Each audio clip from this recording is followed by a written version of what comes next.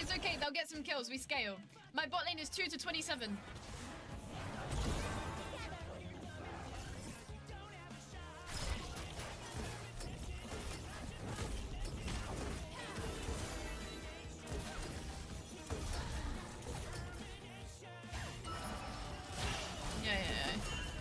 Yeah, 2 to 27 is kind of crazy, Loki.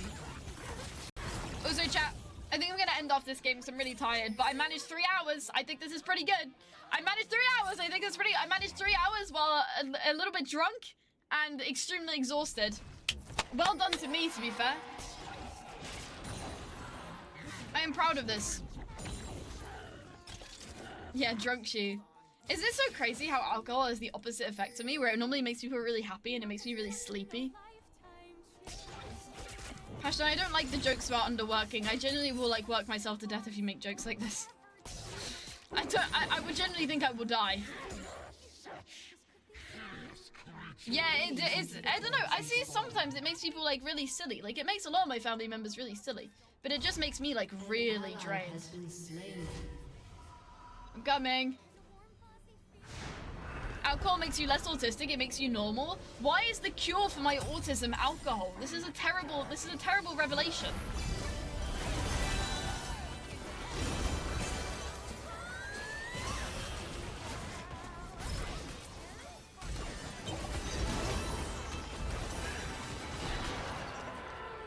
I wanna go in bed. I wanna go in bed. I'm playing like shit, I wanna go to bed. Guys, all go to bed. I'm tired. Yo, chat, oh my fucking god. The hype train was level 6, 9%. You almost had it in 6, 7. Cold, to be fair. GG, thanks for hype train, chat. Thank you. I'm out of here. Sorry for being low energy today. I should be higher energy tomorrow. I'm just so fucking tired. I'm very proud of myself for doing 3 hours. I am fucking exhausted though. Who do you guys want to raid? Didn't Tammy lead lead the raid? Does any mod know who they wanted to raid? David 100 bits. Have you ever played Akali? Yeah. This is not 24-hour stream, unfortunately not. I'm exhausted. Merry Christmas. Do you know who was does any mod know who Tammy said that they wanted to raid? I don't know. One sec, let me look. Okay, no worries. The goat doesn't reply, it's over. Hi Chas Princeton. I'm exhausted. I'm really fucking tired. Merry Christmas. It's been a pretty poo-poo Christmas, but at least I streamed for a few hours. This is good. She asked to refund it. Oh, okay, cool. Who do you guys want to raid then? Let's have a look together. Let's go browse. Let's go browse, chat. Let's go browse. League of Legends. Am I tweaking or didn't tell me get refunded? Yeah, she probably did. I just didn't see. League of Legends. League of Legends. I have no idea. Guys, who's cool?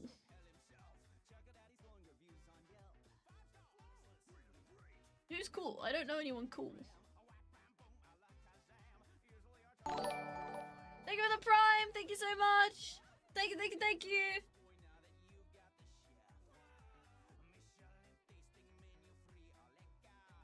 Raid Tenchi, she's on. Thanks, guys. You want me to raid Nemesis? I'm scared of raiding Nemesis. Nemesis is like really famous. I'm not that famous, bro. Nemesis is like crazy famous. I think I'm scared. Do you hate Baby No Money? Baby No Money is all over my feed. I see him everywhere. I cannot escape. He's actually so nice. Say Pinky Promise. Say Pinky Promise he's nice. And I'll raid him. Going off? Yeah, I'm really tired. What do you mean over my feet? What? No, I'm too tired. I'm too tired. I want to raid. I want to raid a small streamer. I want to raid a small streamer, chat. Give someone a Christmas present, you know what I mean? Let's see if any... Oh, wait, Van's raided me recently. Let's raid her. We do raid backs in this stream. You raid me, I raid you. Alright, sick. Guys, I'm gonna pass the fuck out, I can't lie. I'm very happy that I managed a 3-hour stream because I was gonna end at the 1 hour mark, so...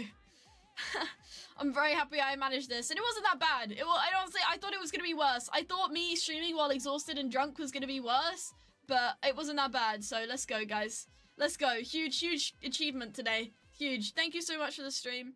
I'll be back tomorrow more energized, more energized tomorrow. Good stream tomorrow, chat. I can feel it. I don't know what day it is today. What day is it today? Is it Friday today? I have no clue. Good stream tomorrow, guys, though. See you tomorrow, everyone. Make sure to send the raid message. I will see you then. Exclamation point raid. Bye, guys. Enjoy the stream. Happy Christmas. Hope you all have a great Christmas. Bye, everyone. Bye. Enjoy.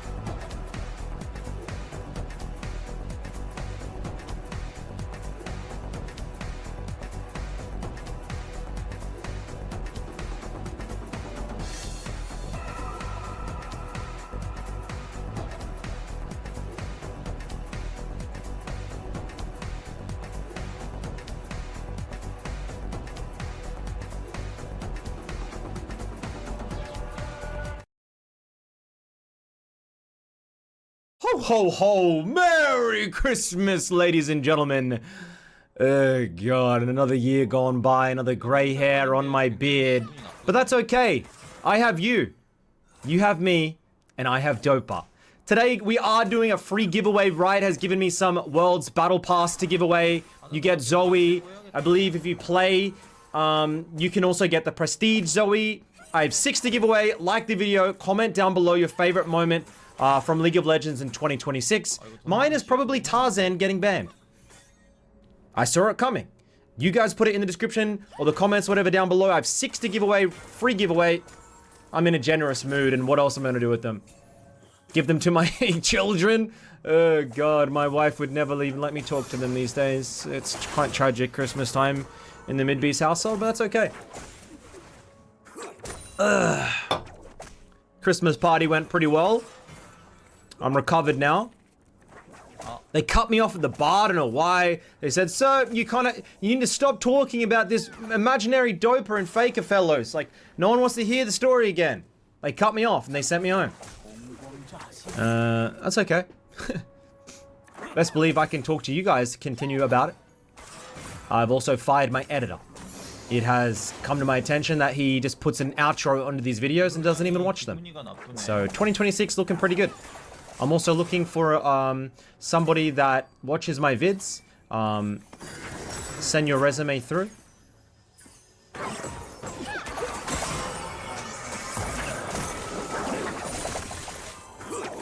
It's so weird that he has unsealed spellbook into the Zoe matchup. Dopa's talked about a couple of different TF builds he has. He has a Comet build, he has an Electrocute setup, unsealed spellbook as well. Normally into something like Zoe, you're able to then transfer later on for the cleanse.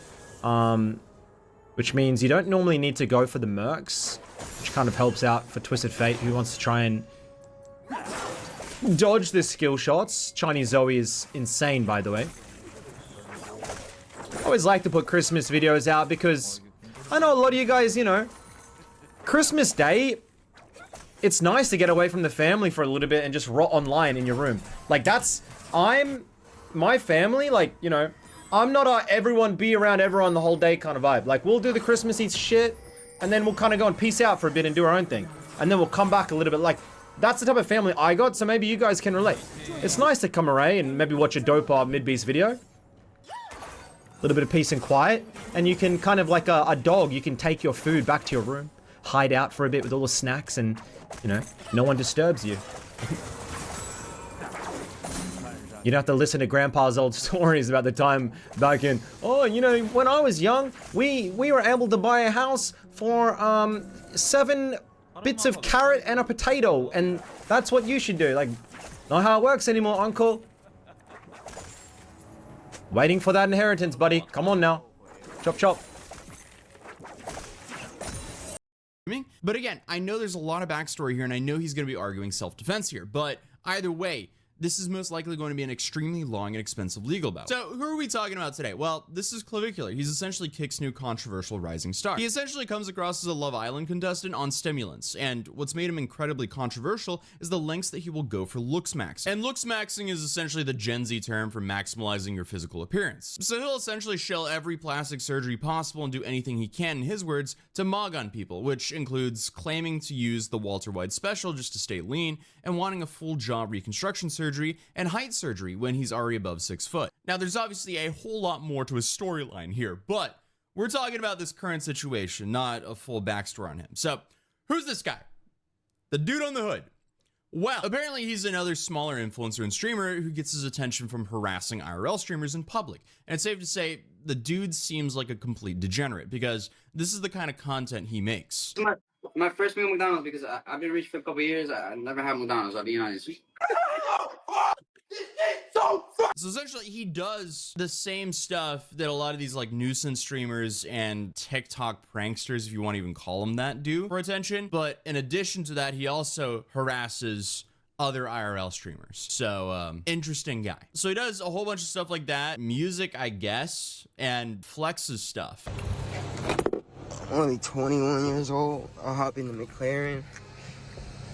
I got 2 buzz downs. Everybody. Yeah, it sounds like his brain just isn't getting enough oxygen. So you have all this, and then you have him following around other streamers and harassing them. And here we have a clip of him throwing a drink on Clavicular. And he's also harassed plenty of other IRL streamers, but he started the night by posting that he was outside, and it seems like the Kick community took it as he was on his way to harass IRL streamers, and he definitely did. I got the biggest clip of the night. Clavicular Courtney, $2.2 million. I already signed my Kodak Black. I bought everyone in Miami. I'm merging. The biggest clip. Clap. You don't want to do it. Yeah, I mean, this is just pathetic. I don't know why Clav would play into him by pouring something on him, but to me, this doesn't look like it happened tonight. But it shows a past of them interacting with each other. But this situation we're about to watch seemed to happen right before the car clip. You see what happened with your brother Ed Matthews? Come on, What happened with my release buddy? the cookie file. That's all you want to know. Release it. Tell them about the N-word. You said it today. Oh yeah, I have to check you. Yeah. Why do you think feeling calling N-word. black people is bad? You can't say How you feel about that?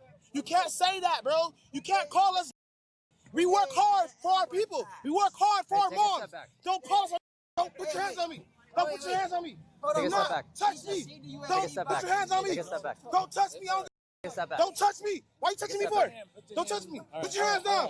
Don't touch me. Then after they broke away, it seems like Clavicular had this comment about the altercation. Bro, your best course of action is just get in your whip and get the fuck out. Yeah, I know the best course of action, but I want to kill each and every one of these guys. In GTA. No, I want to. Well, Yeah, I mean, that just makes things so much worse. His friend even tried to give him a way out, and then he just doubled down. So my understanding is they then went to the car, and then this happened.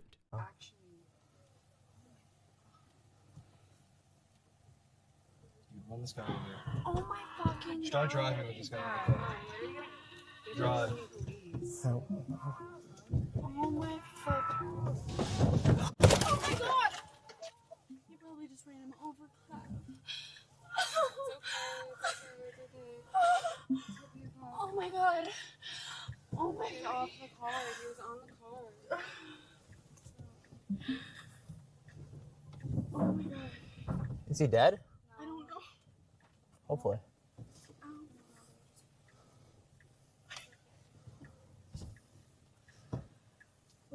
Again, this is just such a hard watch, and obviously the dude who jumped on the hood is a complete moron and probably deserves to find out for doing something that stupid for clout.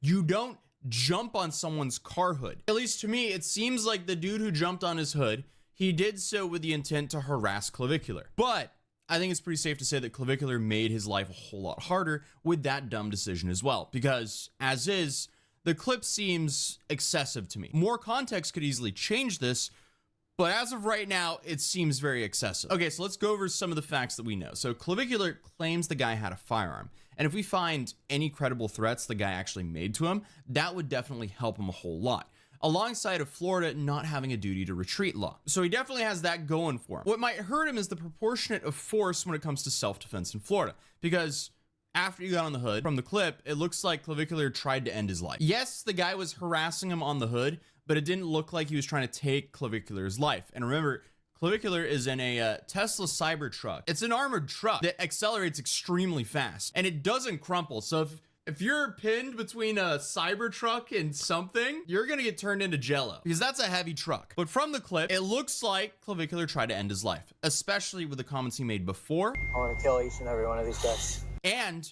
after running him over. Is he dead? I don't know. Hopefully. And to me, at least, it comes across that he was angry with the guy and wanted to retaliate rather than self-defense. But obviously, this is still an evolving story. We don't know the condition of the guy yet, and as of now, no charges have been filed, and we still don't have the full side of the story from Clavicular. So obviously, a whole lot of context can be added here, but I have a feeling this might go down as one of the largest legal cases that we've seen unfold on Kick. But what happened after? We have clippers claiming a helicopter ambulance was called in. And I mean, from the look of the clip, that's not unlikely, but still, I don't know if I want to trust a clipper, because you have to be so careful with trusting the information from these clippers, because they will just outright say whatever gets engagement. But it seems like Clav realized how serious the situation is, and he called for someone who knew Aiden Ross for help. Yo, Do you know any defense lawyers? I don't. I've never been in any type of situation, so I don't know any. Fuck, I'm on live right now, but I want to have like, if I don't know if you could ask like Aiden or something. But yeah, no, this is. So Aiden Ross then calls him on stream and says that he'll get him lawyers. I'm live. Don't worry. Like, you need to just go on IG live. You need to be live, okay? You need to be recording something, okay? You need to be live for this. I'm recording. What are they saying they're going to detain you? They haven't spoken to me yet, but I'm not going to say anything without a lawyer. Correct. Just do not say. Anyone? Yes, of course I do. Look, just hang tight, record, don't say anything. Don't answer questions. And just don't say anything, okay? I let it play out, but you need to be recording. Somebody needs to record you. The whole thing's being recorded, but I need, Don't worry about that. Yes, I know what you need, and trust me, yes, I got you. The good thing is, listen, it's Christmas, and a lot of my lawyers, they don't celebrate Christmas, so you're gonna be good. Of course not.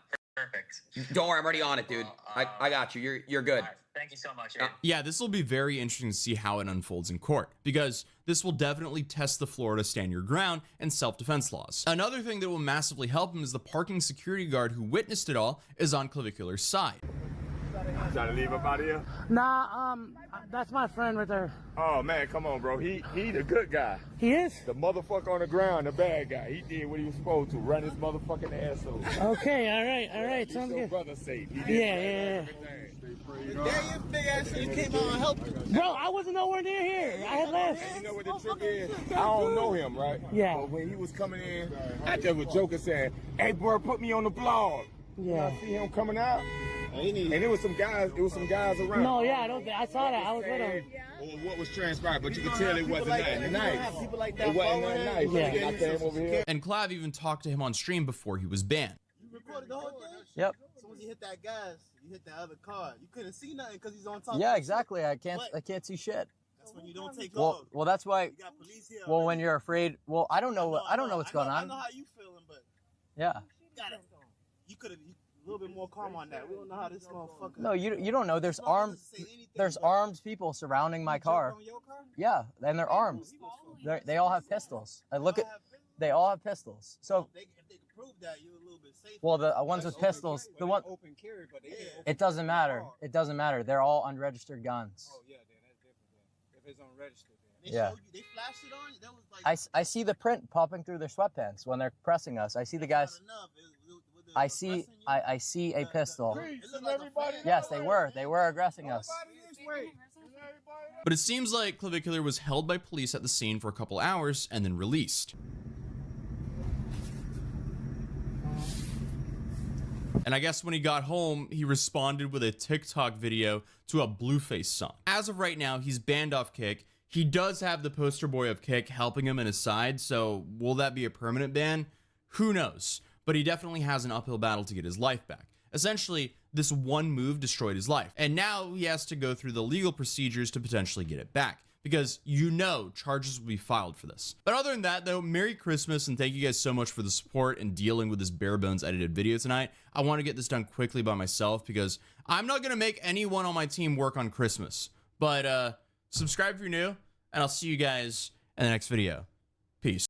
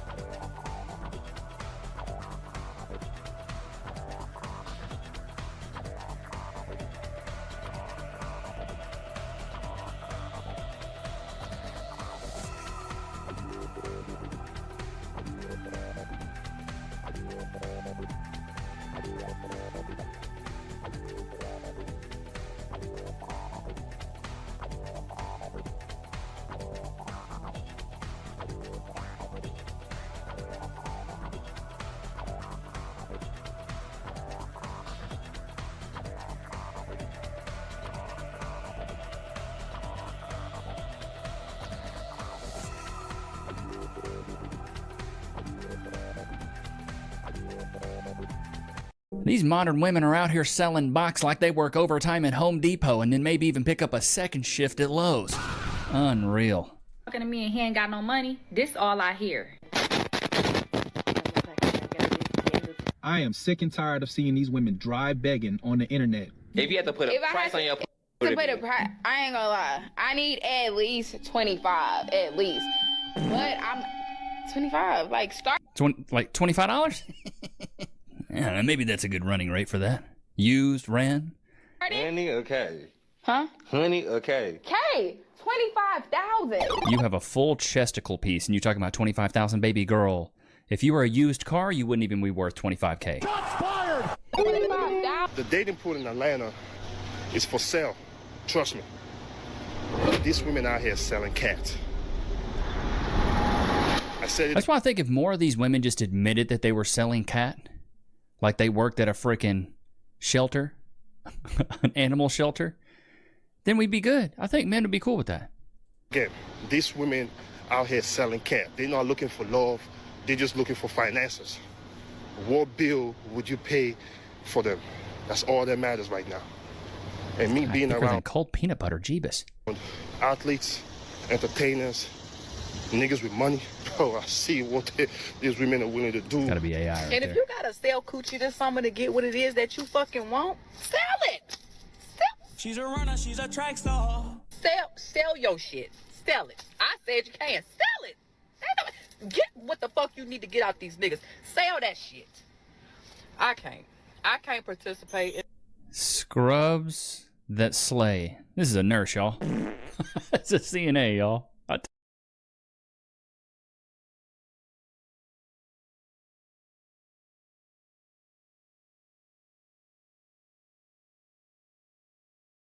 Rocks. Those have to be but rocks. Eventually, the water cannons prevailed. Yeah. Forcing out the farmers from the courtyard.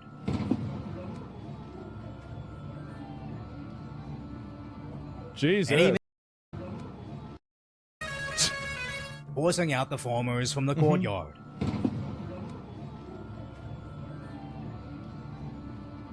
Jesus. And even whacking the stragglers with their crime-fighting sticks.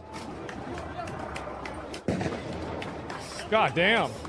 Where the farmers finally fled the scene. And into the evening, local citizens began There's more potatoes. collecting the left It's an behind ammo potatoes, drop. which is just a subtle reminder that these aren't far-left Antifa protesters. Yeah. These are the farmers that feed us. So what exactly has them so angry, and whose side should you be on? As the mainstream media basically has zero credibility. But let's just look at the AP's article on the South American Free Trade Deal, reporting the farmers believe the agreement will undercut their livelihoods, Yeah, of but course. there are political concerns that it's driving support for the far right. Oh my god. Oh my god. Are you kidding me? There are political concerns that it's driving support for the far right? Have you ever thought about why that is, maybe? Right, as the deal will make trade between the EU and several South American countries free from I think these people still think that, well, if we use this word, then they'll have to stop doing it because they're afraid of the word. I think that we're in a place now where I don't think people are really as afraid of words as they were before. It's crazy. on almost all goods. Now, I'm not gonna sit here and pretend I'm an expert in import duties, Yeah. but what I do understand is this is pretty much the exact opposite of what President Trump is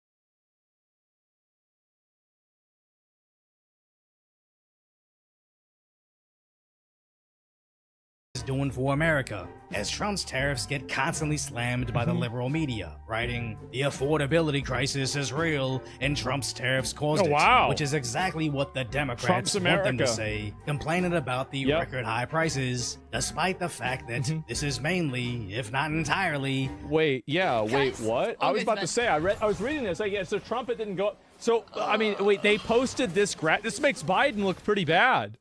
their fault, completely Oh my ignoring the God. $200 billion tariff revenue it has generated. And the cash is Oh a my nice God. bonus, but Yeah. it's not the intended effect of the tariffs. It's the bolstering of both jobs and national security by bringing manufacturing back to America, which the Of course you corporate wanna do media that. Yeah. already has their lies ready and waiting, despite the huge investments into American manufacturing across It's undeniable that it's a national health, or not national health, national security risk that all of our manufacturing is done overseas.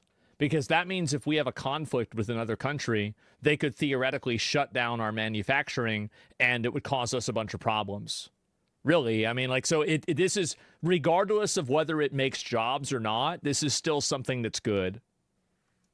several industries, totaling hundreds COVID of revealed billions that? of It dollars. did. COVID So showed that a although lot. I'm not exactly certain of the specifics Supply chains of compromised? selling out Absolutely. your local farms for cheaper foreign food, Yep. I completely distrust the mainstream media's pluses as to why it's good for us. Mm-hmm. As the AP's article again frames this as worrisome far-right rallies, saying this free trade deal will counteract China and the US's blitzkrieg. The Oh, mainstream wow. media's false framing has become so insane.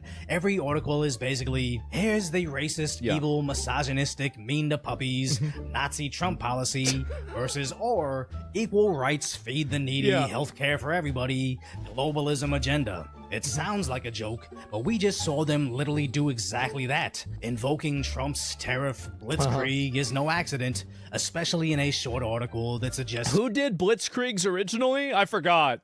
farmers as far Ah, right jeez, 5 guys. times. It's almost like there's this Yeah, it's a preconceived mystery. agenda to get you against the local farmers. The Nazis? And just Oh. accept whatever genetically No way. modified soy slop the third world will serve you. But the worst part about all of this... Well, the problem really, it's like, I don't have a problem taking food from third world countries in some regards, but the issue is that if it's being done in a way to undercut American wages or, you know, French wages, so the farmers in France aren't able to take care of themselves because they're competing on an uneven playing field. Like, if you're competing against people that don't have to go through the regulations that you do, if you're competing against people that don't have to go through, like, all the other things you have to do, then also, like, by the way, how are they not doing these regulations, but you're still importing their food? If these regulations were important, wouldn't you not want to import their food if they aren't going through these regulations? So why do the regulations even exist if there's a way that you can just trade with them and bring the food in anyway? You see what I'm saying? Like, none of this makes sense at all. No bananas. Yeah, I don't think people have a problem. Like, for example, you know, you live in Norway, maybe you can't grow a lot of pineapples. Okay, that's fine. You can import those. But like, if you're doing it to displace workers that are there, I think that's obviously a problem. How would anybody think it's not? Do you think you should shoot the farmers since they're throwing big rocks and even tried to ram the police with the big tractors? I'm going to permaban you for asking that because you're not really asking that. You're trying to create a inconsistency in what I'm saying. Yeah, you're just you're trying to make a false comparison. And I will answer your question because, again, you will have your gotcha question answered, but it will cost you your account. The reason why I'm okay with Europeans doing it is because they're not able to protest and vote to change these things. So basically, I think violent protest and rioting is acceptable when democracy is not available.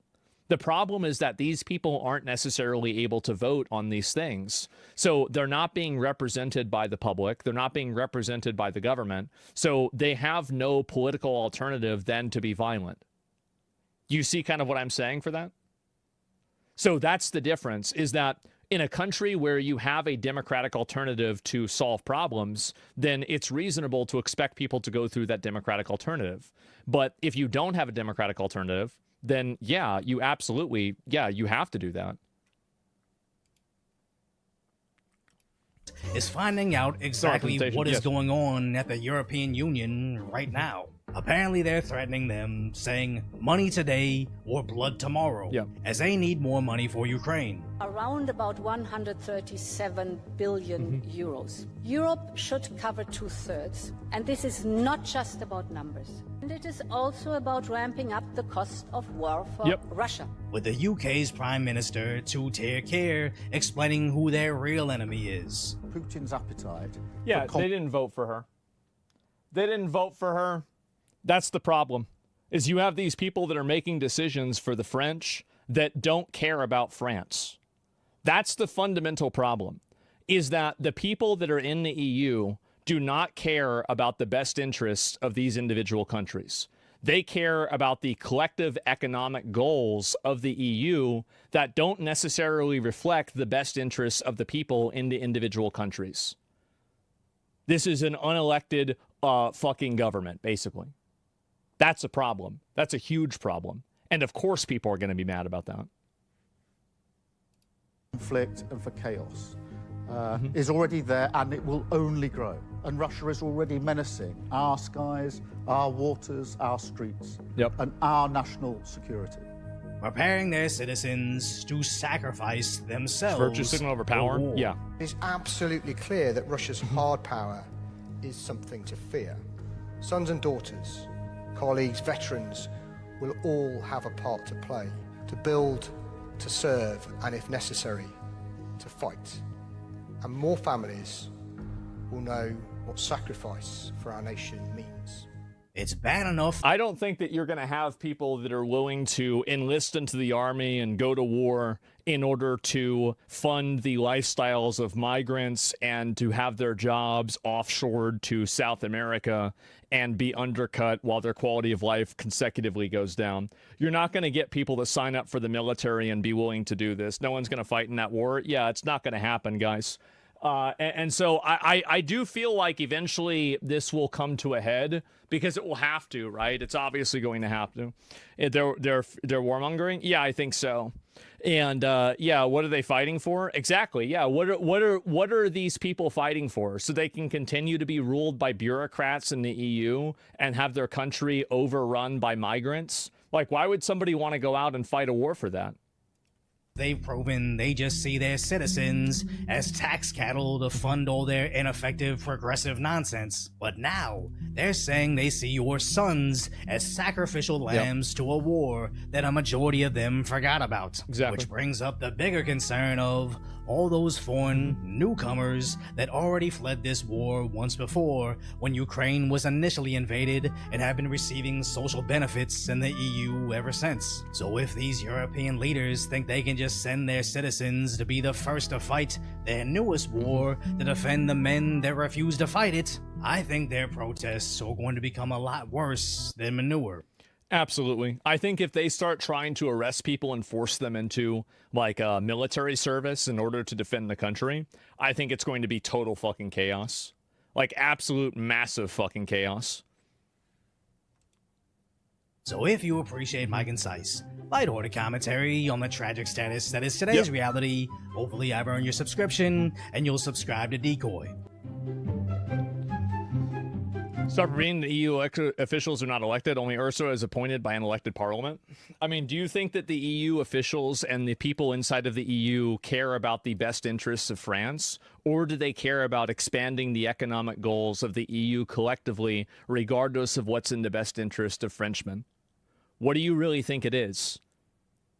Because like they're not, I think it's very like you can come up with all these like elaborate reasons of like why it's okay for them to do this, but at the end of the day, it's very obvious these people don't give a shit about it. If they did, they wouldn't be importing infinity migrants. So all they care about is making the number of the economic graph go up and consolidating more money and power for themselves. So yeah, of course the people are going to be angry about that. They absolutely should be. So yeah, I mean, I totally support that 100%.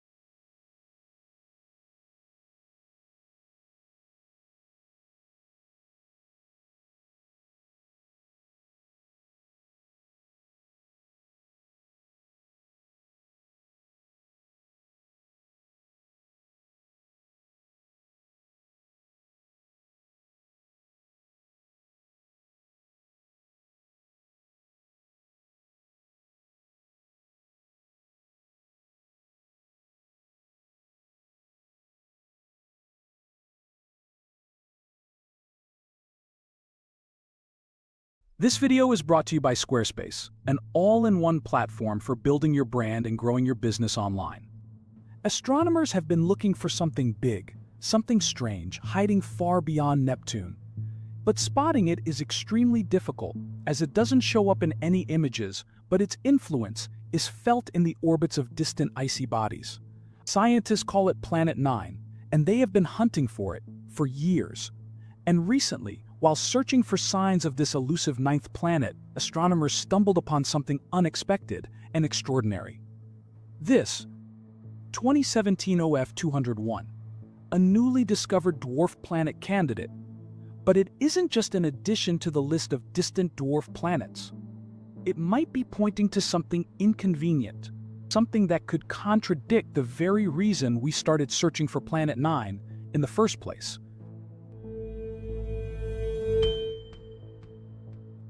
Astronomers have just identified what could be a new dwarf planet using observations from the Dark Energy Camera in Chile and the Canada-France-Hawaii telescope.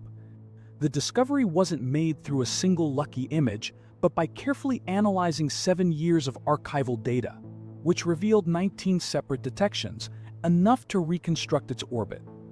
And once they mapped it out, they found the object follows an extreme orbit. 2017 OF201 travels in a long elliptical path around the Sun. At its closest, it comes in at about 44.5 astronomical units, just a bit beyond Pluto. But at its farthest, it swings out past 1,600 astronomical units. For scale, that's over 50 times farther than Neptune, and one orbit takes about 25,000 years. That's not just far, that's outer Oort cloud territory. The object itself is estimated to be around 700 kilometers wide. And the interesting thing is, it's not interacting with Neptune. It's just out there. No one's sure how an orbit like this even formed. One idea is that 2017 OF201 had a close run-in with something big, maybe a planet that flung it into this stretched-out path. Now, over the past several years, astronomers have picked up on something unusual. A handful of distant objects beyond Neptune, known as trans-Neptunian objects, or TNOs, weren't behaving the way you'd expect. Instead of having orbits pointing in all directions, a surprising number of them were aligned in similar ways. Their orbits were clustered, tilted, and stretched in the same general direction. And when that happens in space, it usually means something massive is influencing them, something we haven't seen yet. One idea was that a giant planet, 5 to 10 times the mass of Earth, was out there disturbing their paths. That's where the whole Planet 9 theory comes from. But here's the twist. 2017 OF201 doesn't follow that pattern. Its orbit is totally out of alignment with the others. And that is a problem, because if Planet 9 exists, and if it's the reason for the orbital clustering we've seen, then objects like OF201 shouldn't exist. At least not in a stable orbit like this one.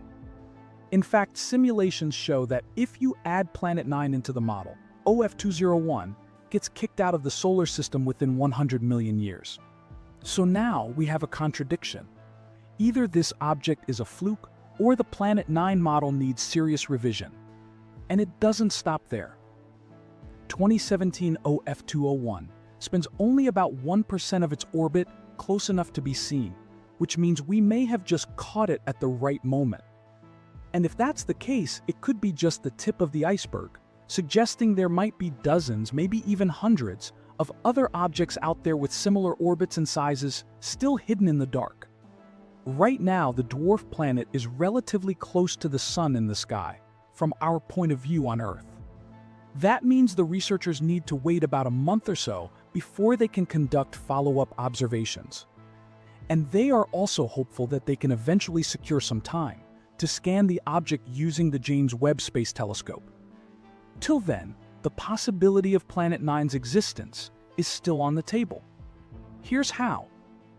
The simulations only used one specific location for Planet 9, but not all scientists agree on where the hypothetical planet lurks.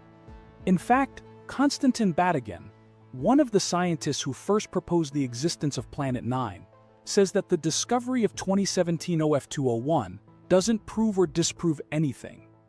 Speaking with NBC News, he said, "The objects in the outer solar system that are likely to show a footprint of Planet 9's gravity are the ones where the closest points on their orbits around the Sun are still distant enough that they don't strongly interact with Neptune. This one, unfortunately, does not fall into that category because its orbit is very chaotic." Meanwhile, Sihao Cheng, who led the discovery of 2017 OF201, said that he has not abandoned the hope of finding Planet 9, as the whole project started as a search for it. So if you're holding out hope for a 9th planet in our solar system, don't give up just yet. In fact, a team of astronomers at National Tsinghua University in Taiwan may have cracked the code with an unexpected approach and could be closer than ever to its discovery. Before that, let's quickly hear from today's sponsor, Squarespace, which offers the best tools for easy website design. With their AI-backed design intelligence, creating your unique digital identity is fun, effortless, and quick. Their website design system called Fluid Engine lets you customize every design detail with this extremely helpful drag-and-drop technology. Squarespace also has built-in analytics so that you can easily track who's coming across your new page. Check out squarespace.com for a free trial, and when you're ready to launch, head to squarespace.com/territory to save 10% off your first purchase of a website or domain. So the object itself likely is more massive than the Earth, probably a little bit less massive than Neptune. It sits right in between that terrestrial to giant icy planet range. Its orbit, unlike the orbits of the known planets, is not nearly circular and planar. Instead, it is exceptionally wide, 20 times bigger than the orbit of Neptune. It's just a tiny speck, a faint dot hidden in old telescope data from 2 sky surveys taken 23 years apart. And yet, this faint dot might be one of the biggest discoveries of our time. Because if this turns out to be what scientists think it is, it could be the long-rumored Planet 9. But why do astronomers even think Planet 9 exists in the first place? In 1781, an English astronomer named William Herschel was scanning the sky with a telescope he built himself. He was looking for comets, but instead, he stumbled upon a new object that didn't quite behave like a comet. Over time, astronomers realized this object was orbiting the Sun like a planet, slow, steady, and distant. They named it Uranus. But with more observations, astronomers realized Uranus didn't move the way Newton's laws said it should. Its orbit wobbled, just slightly, but enough to raise eyebrows. A French mathematician named Urbain Le Verrier worked it out with pencil and paper and concluded that maybe there was another planet pulling on Uranus. He even calculated where this mystery planet had to be, based entirely on Uranus's strange behavior. And when astronomers pointed their telescopes at that spot in the sky, lo and behold, they found Neptune, right where the math said it would be. Now let's fast forward to 2016. 2 scientists, Mike Brown and Konstantin Batygin from Caltech, noticed something strange. They were looking at the orbits of a few distant objects in the Kuiper Belt when they noticed a pattern. These orbits weren't random. They were clustered, tilted in the same direction, as if something massive was tugging on them. When Mike and Konstantin followed the data, it led them to a wild possibility. The only thing that could explain the strange orbits of these Kuiper Belt objects was a hidden planet, something 5 to 10 times the mass of Earth, far beyond Pluto. So far, in fact, that we might never see it with visible light. They called it Planet 9. And ever since, astronomers have been on its trail, chasing shadows at the edge of the solar system. Now, the farther away something is, the harder it is to see, especially if it doesn't reflect much sunlight. So to find Planet 9, scientists went digging through 2 infrared surveys of the sky. One taken by the IRS satellite back in 1983, and another by Japan's Akari mission between 2006 and 2011. Which brings us to the latest development. A team led by astronomer at the National Tsinghua University in Taiwan did something clever. They looked for objects that showed up in both surveys, but not in the same place. The idea is that if something moved slightly between the 2 time periods, it might be orbiting the Sun, just very, very slowly. Now, this isn't like tracking a comet blazing through the sky.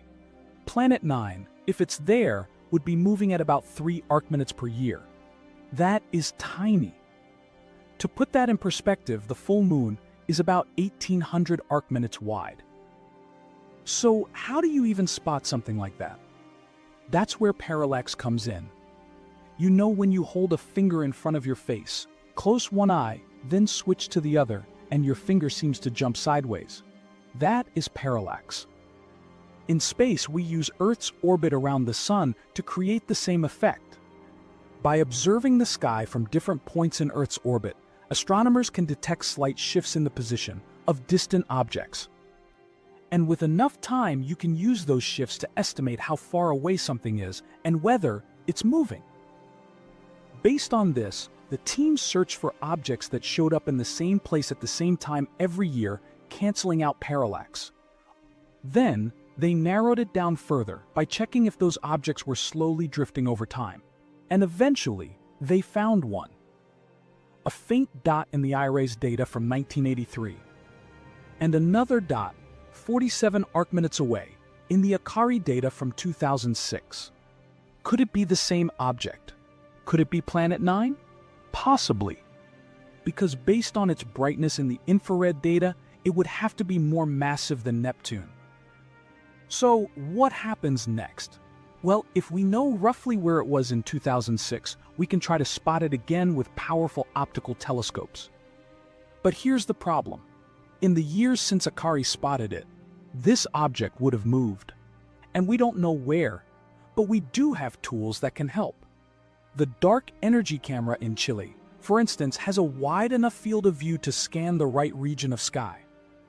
And soon, the Vera C. Rubin Observatory will come online, offering even deeper and broader surveys of the sky. So it's possible, even likely, that if this object is real and still glowing faintly, we'll see it again. But not everyone is convinced. Mike Brown, who helped propose the Planet 9 theory, took a look at the data himself. And while he doesn't rule it out entirely, he's skeptical, because the orbit of this candidate object doesn't line up. Planet 9, as predicted, should have an orbit tilted about 15 to 20 degrees from the plane of the solar system. This new object's tilt looks more like 120 degrees. That means it's not just tilted, it's orbiting in the opposite direction from most planets. In Brown's words, that doesn't mean it's not there, but it means it's not Planet 9.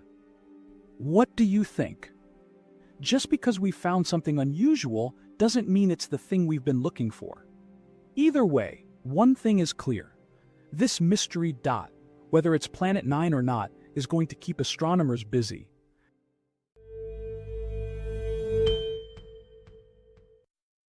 Our star system appears to be a calm and stable place. Yes, there are times that the gas giants occasionally nudge a comet or asteroid out of their orbits, sometimes even sending them hurtling towards the direction of the Earth, but overall, things have been generally stable. But the Milky Way is estimated to contain around 200 to 400 billion stars, with the solar system orbiting through the galaxy. While the distances between stars are huge, in an ocean of these celestial fireballs, the chances of them coming close to each other cannot be ruled out. Now, around 75% of the stars in our galaxy are red dwarfs, typically having around 8% to 40% of the Sun's mass. The Milky Way itself spans a massive area, stretching about 100,000 light-years across, with a central bulge roughly 5,000 to 8,000 light-years in radius. When calculating how often stars come close to our Sun, we consider factors like the density of stars in different parts of the galaxy, their orbits, and how fast they move relative to each other. On average, stars travel at around 20 kilometers per second relative to the Sun. Using this data, scientists can estimate how often stars pass near the solar system, potentially affecting our cosmic neighborhood. Calculations suggest that the closest a star has likely come to the Sun was about 500 astronomical units, roughly 10 times the distance from the Sun to Pluto. Such close encounters are rare, occurring once every few 100,000 years. So it's highly unlikely that a passing star will disrupt the orbits of planets in our solar system. But while encounters with stars won't often cause direct issues for planets, they may disturb the Oort cloud, a distant region of icy bodies surrounding our solar system. We know that gravitational interactions between stars and the Oort cloud are always happening, but their effects may not be visible for millions of years. Over time, passing stars can send these icy objects hurtling toward the inner solar system, increasing the chance of cometary impacts. The last known star to pass close to the Sun was Scholz's star, which came near us about 70,000 years ago. However, a new research suggests that a star may have come closer to Earth than the Voyager probes, and the New Horizons spacecraft has made a fascinating discovery at the edge of the solar system. All this and more in today's video. Our solar system may have had an incredibly close encounter with another passing star. Not one but two recent studies propose that a stellar flyby could account for the strange orbits of certain objects on the outskirts of our solar system, as well as some of the unusual moons orbiting nearby planets. This encounter, according to the research, was astonishingly close. A rogue star passed within 110 astronomical units of the Sun, meaning it came 110 times the distance from the Sun to Earth. To give some context, this star would have approached us even closer than the Voyager 1 probe, which, after being launched, is now 164 astronomical units away on its journey beyond the solar system. Given that the nearest star to us today, Proxima Centauri, is more than 4 light-years away, this was an incredibly close call. Such a near miss, the researchers suggest, would be necessary to explain the unusual and chaotic orbits of celestial objects located in the farthest regions of our solar system, beyond Neptune's orbit. To investigate whether a passing star's gravity could be responsible for the unusual orbits of some of the trans-Neptunian objects, the scientists ran over 3,000 computer simulations. Their findings not only confirmed the hypothesis, but revealed something fascinating. The simulations showed that this stellar encounter could explain two of the most peculiar trans-Neptunian objects, which have retrograde orbits, meaning they move in the opposite direction of the planets. It could also account for the distant dwarf planet Sedna, which orbits as far as 937 astronomical units from the Sun. Amit Govind, co-author and astrophysicist, noted that the simulations pointed to a star, slightly smaller than our Sun, at about 0.8 solar masses, passed within a little less than 4 times the distance from the Sun, to Neptune. Interestingly, this event could also explain the strange moons in our solar system, such as Saturn's moon Phoebe, which has a retrograde and distant orbit. Similarly, Jupiter and Neptune host several irregular moons that could have been trans-Neptunian objects displaced by the gravitational influence of this stellar flyby. This could explain why the outer planets have two distinct types of moons: regular moons, which formed along with the planets and have stable, predictable orbits, and irregular moons which have strange or retrograde, that is, backward orbits, and may have been captured from the outer solar system. If this star had a close encounter with our solar system billions of years ago, it could be a remarkable chapter that may have been overlooked. What do you guys think? Drop in your comments to let me know. Meanwhile, we have found something strange at the edge of the solar system. Launched in 2006, NASA's New Horizons is one of the fastest spacecraft ever built, blazing through space at over 36,000 miles per hour. Its primary mission was to explore Pluto, a once mysterious icy world lurking in the dim outskirts of the solar system, over 3 billion miles from the Sun. In 2015, New Horizons made its historic flyby of Pluto, unveiling a landscape that looked like something out of science fiction, with towering ice mountains, plains of frozen nitrogen that stretch for hundreds of miles, and glaciers that seem to flow like rivers. But New Horizons didn't stop at Pluto. The spacecraft pushed onward into the eerie and largely unexplored Kuiper Belt, a colossal ring of frozen bodies and ancient debris that circles the Sun beyond Neptune.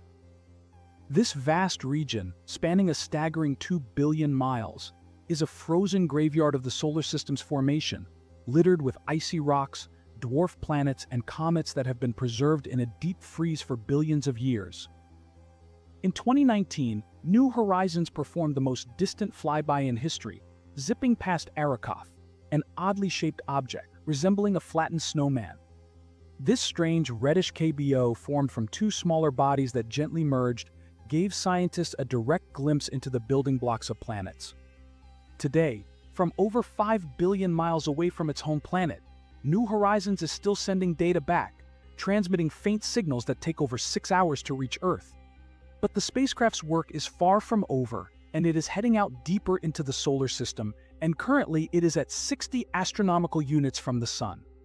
1 astronomical unit is equal to 93 million miles, which is the average distance between the Earth and the Sun. And at a distance of 60 astronomical units from the Sun, the New Horizons spacecraft has made a groundbreaking discovery, revealing something unexpected in the distant reaches of the solar system. The vast distance of the Kuiper belt from the Sun means that anything within the belt is very minimally affected by solar radiation. That, in turn, means that Kuiper belt objects likely have largely remained unchanged since the formation of the solar system some 4.6 billion years ago. This makes the KBOs the ancient remnants of the cloud of material known as the solar nebula, from which the Sun and planets formed. Now, to support New Horizons' ongoing exploration at the edge of the solar system, astronomers here on Earth have been conducting observations of the Kuiper belt using the National Astronomical Observatory of Japan's Subaru telescope. To date, the Subaru observations have revealed 263 new Kuiper belt objects. However, in a plot twist, a large international team of astronomers, led by Wesley Fraser of the National Research Council of Canada, has found objects much farther away, challenging our planetary models. Yes, hints of a hidden structure has been detected at the edge of the solar system. Observations showed that 11 of these objects are located way beyond where we thought the Kuiper belt ended, in a region over 70 astronomical units from the Sun. But that's not even the crazy part. Based on the number of these objects found, researchers have estimated the density of the outer Kuiper belt ring. They found that while it is lower than the inner regions, it is still dense enough to have or form a new structure. And between the Kuiper belt and the newfound structure, there is a region where almost nothing has been found. Yes, a mysterious gap. But is it really mysterious, though? While it might seem a bit strange, such gaps are common in other forming planetary systems, aligning our solar system with what we've observed elsewhere in the galaxy. Many observations of the Milky Way suggest that our solar system is quite unique. Since it's the only known planetary system with life, these unusual features might play a key role in making the solar system habitable. But if the discovery of this structure is confirmed with more observations, it will tell us that our star system isn't that unique after all. Imagine floating through our cosmic neighborhood, where our sun and planets are cradled within an enormous, mysterious bubble, a swath of space that scientists call the local hot bubble. It's a sprawling region of low-density gas, stretching hundreds of light years in all directions, heated to millions of degrees. But how did this bizarre bubble come to be? Scientists believe that around 10 million years ago, multiple star explosions or supernovae occurred in this region. Research suggests that around 14 million years ago, powerful supernovae erupted, carving out a bubble of hot gas called the local bubble. Over time, this bubble expanded, sweeping up clouds of interstellar gas and dust along its surface. As centuries passed, these clouds condensed, giving birth to thousands of new stars. Our Sun was far from this event when the bubble began forming, but roughly 5 million years ago, it drifted into the bubble's interior during its journey around the galaxy. Now we reside within this expansive 1,000 light-year wide structure, observing active star formation on the bubble's surface, while the interior remains surprisingly empty. This discovery affirms a decades-old theory, suggesting that supernovae can compress gas, creating fertile grounds for star birth. This led astronomers to think that if this phenomenon happened here, how widespread might these cosmic bubbles be across the galaxy? A group of astronomers has now charted the bubble, uncovering an unusual asymmetry in its shape and temperature distribution, as well as identifying a mysterious tunnel-like structure, pointing toward the constellation Centaurus. Our local cosmic neighborhood just got a whole lot more intriguing. Imagine a fish trying to figure out the shape of its tank while staying right in the middle. It wouldn't be something very easy for the fish to do, unless we give it human-like intellect and the right tools. Enter the right tool. the Max Planck Institute of Extraterrestrial Physics powerful space-based X-ray telescope called eRosita. One major advantage of eRosita is where it operates in space. Earth's atmosphere stretches surprisingly far, with a vast halo of hydrogen called the geocorona, extending up to 100 times Earth's radius, which is more than 370,000 miles from the surface. eRosita is mounted on a space observatory stationed about 930,000 miles from Earth. At this gravitationally stable point, where the poles of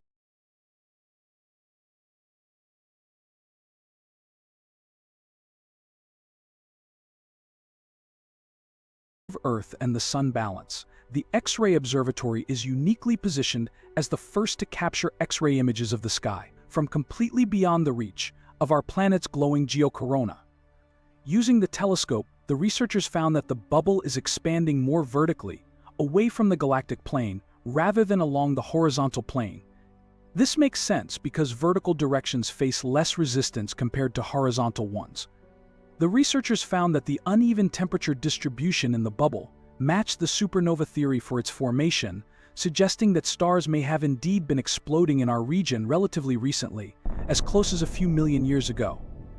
What we didn't know was the existence of an interstellar tunnel towards Centaurus, which carves a gap in the cooler interstellar medium, says astrophysicist Michael Freiberg of the Max Planck Institute for Extraterrestrial Physics.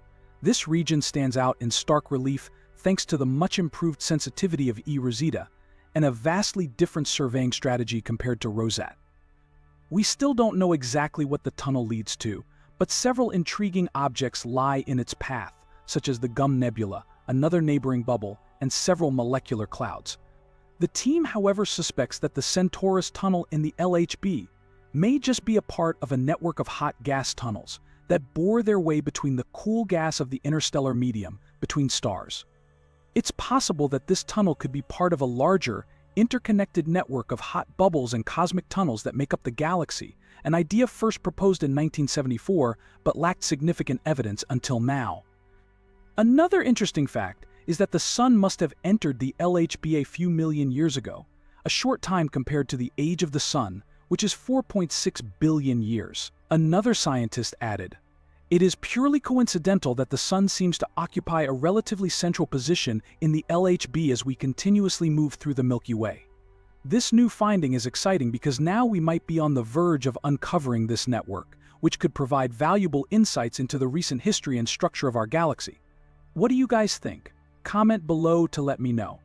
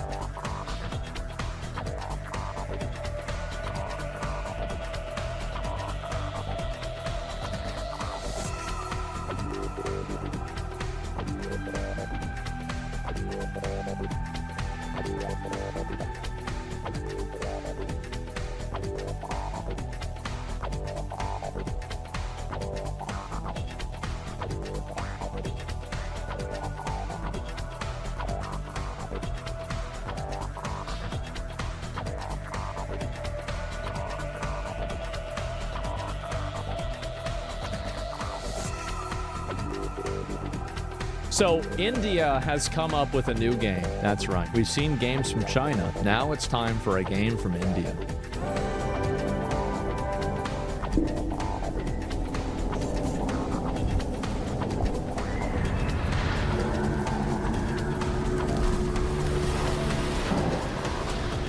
Okay. Yes. You can tell it's India because of the stuff.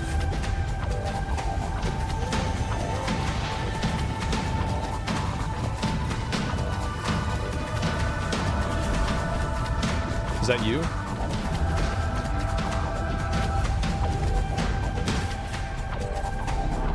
This is a cool shoulder pad.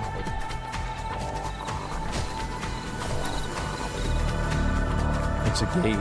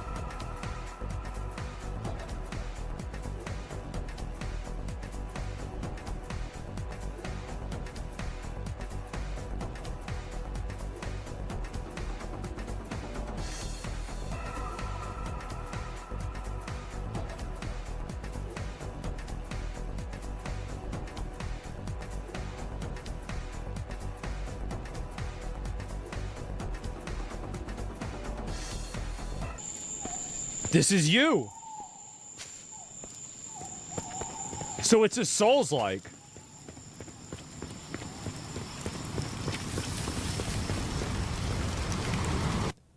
This looks good. This is... I think, like, this passes the test for me. This is good.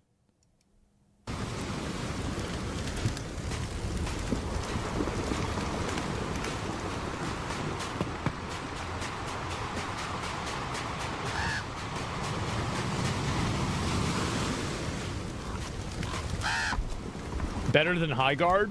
Well, of course.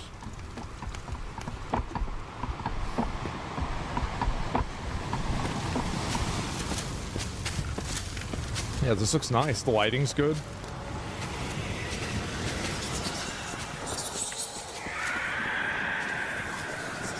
Damn. What do you guys think? Actually looks good? Yeah, it actually does look good.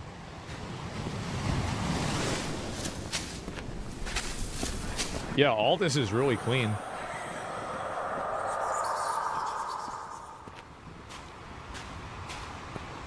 Seems okay. Yeah. Can you imagine how over it's gonna be for Western devs if India starts making good video games? It's done. Oh shit.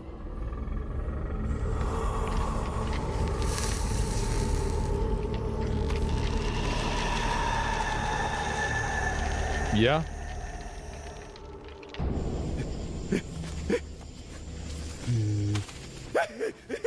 Okay.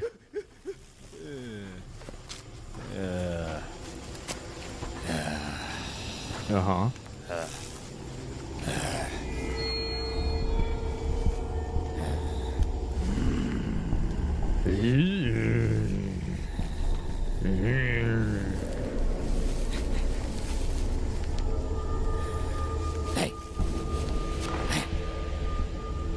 Oh shit. They're gonna 1v1?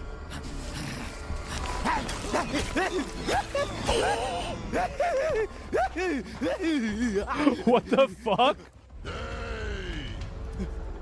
We do not play with the line between life and death.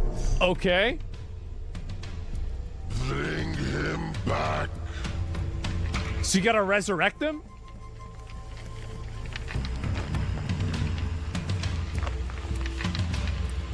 Uh-oh, Rob Zombie? Yeah. Or else. Oh shit. Oh shit.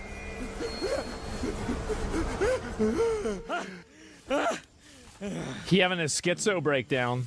These things happen.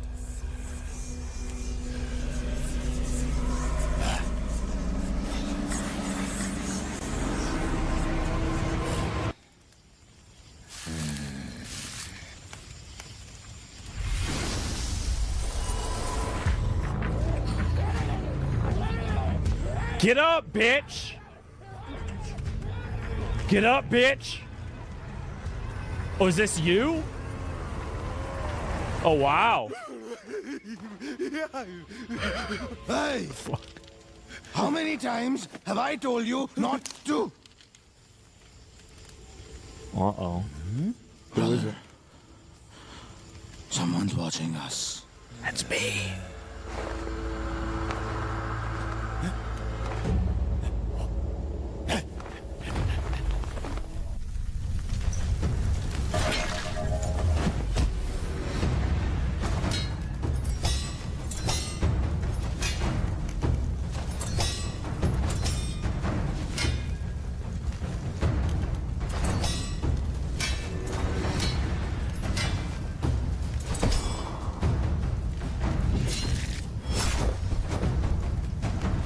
Damn.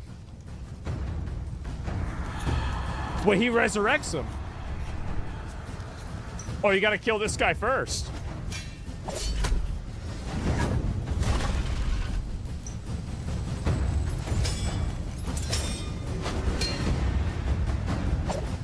Uh-oh.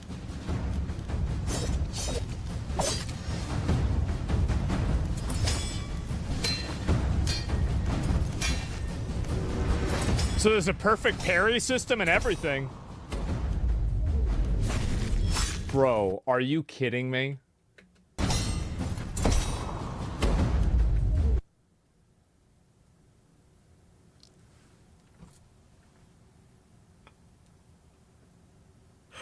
Oh my god.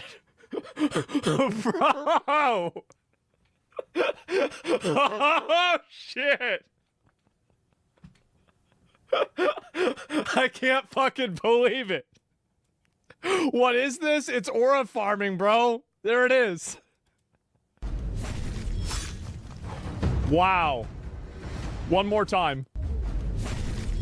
Jesus Christ.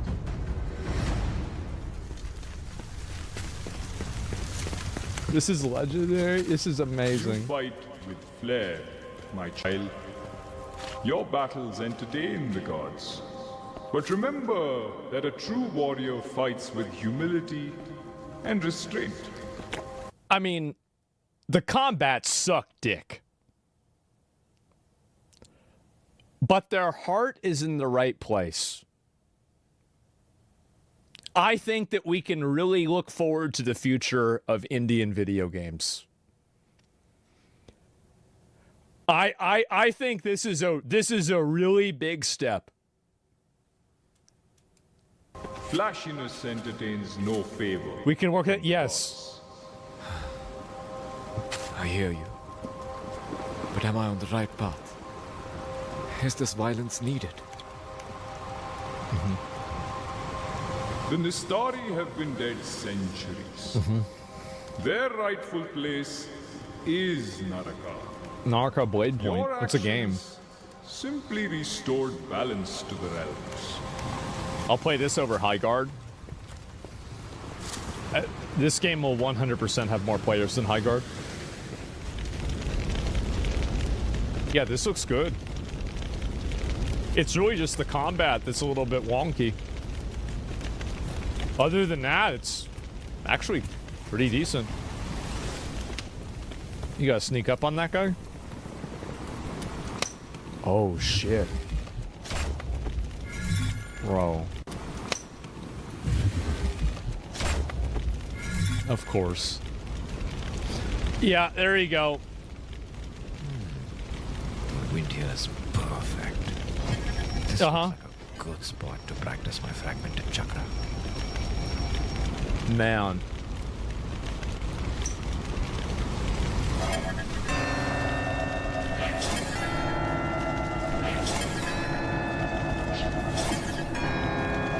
This is cool. But where's your frisbee? Go get your frisbee. Where to go?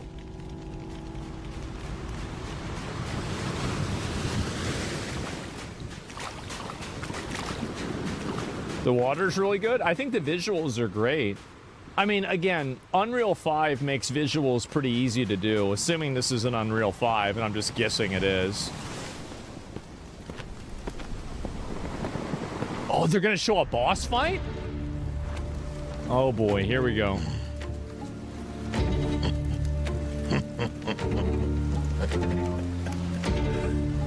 You have made a mistake.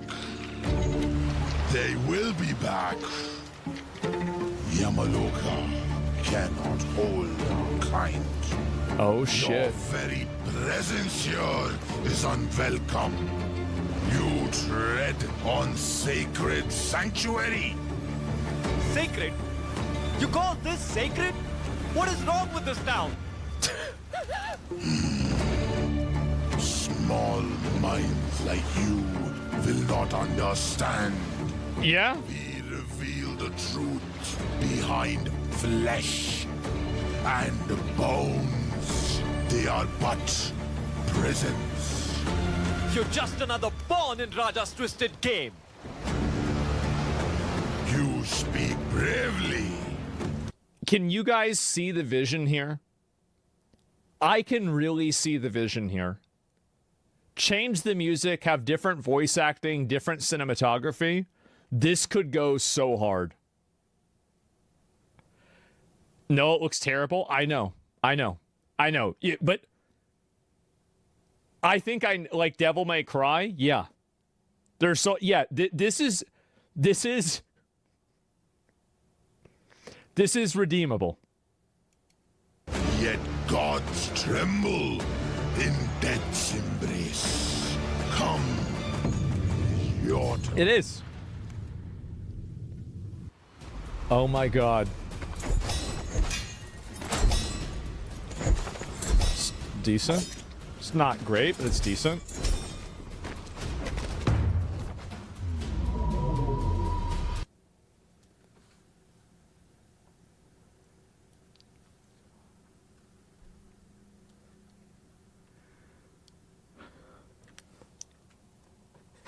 Oh my god. Bro. Wait, it's just a dodge animation?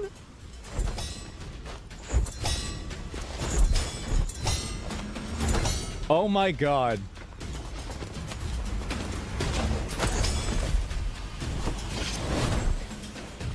That was kind of cool.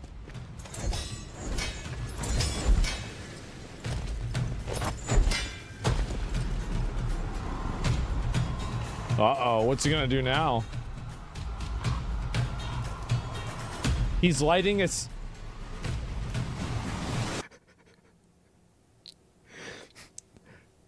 He just randomly lights a cigarette with a crow on his... This is so ridiculous. So fucking ridiculous. Oh my god. This is amazing. Look at it.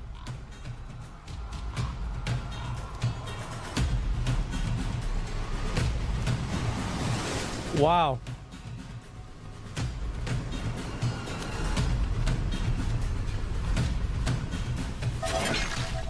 Literally no reason for that at all. Well, that's cool. That poor crow, yeah.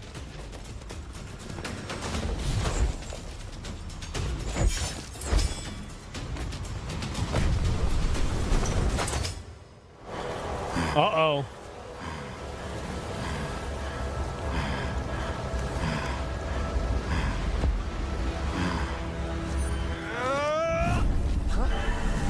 Ooh.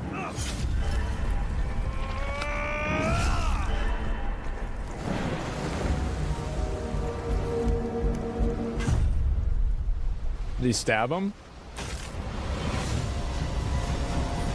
Uh-oh. This phase 2.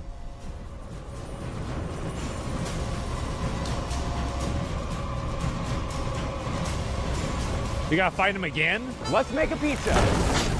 With power tool! Nice and slow, okay?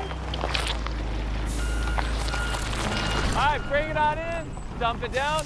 Oh, yeah. Oh, yeah. Yeah. Put on the cheese!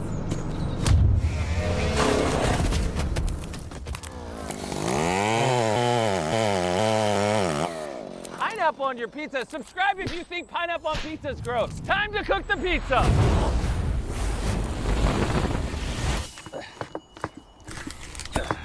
Let's see how she tastes. Not bad. Oh. Let's make a pizza. With power tool! Nice.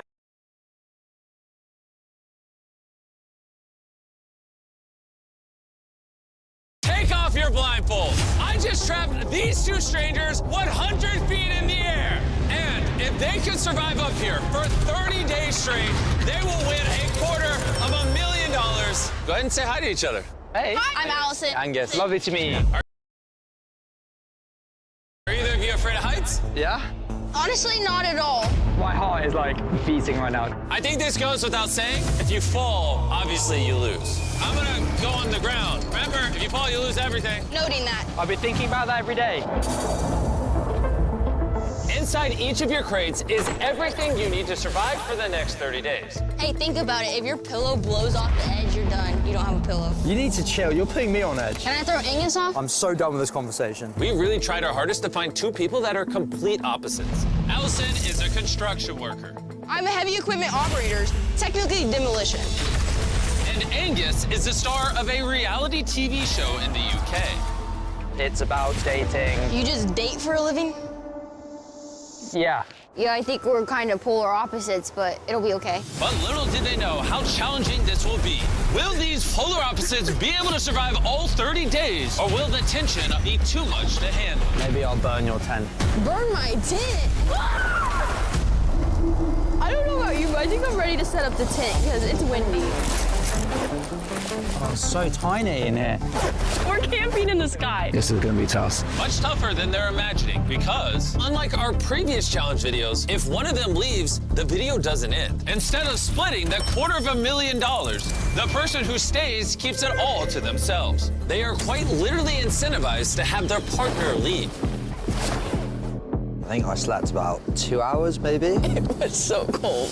When you live in the sky, you're exposed to the elements 24/7. No way, it's only day 2 and we need our coats. That's bad. Oh, we are swinging. It is a wee bit windy. But the wind was only the beginning. Imagine if I just pushed you now. I would be pissed. I'm gonna say that right now. Oh, it's kind of hard to get comfortable in here right now. Oh, yeah. The weather was crazy last night. The wind was really, really bad. It was raining, so now everything's wet. So you didn't sleep? No, not really.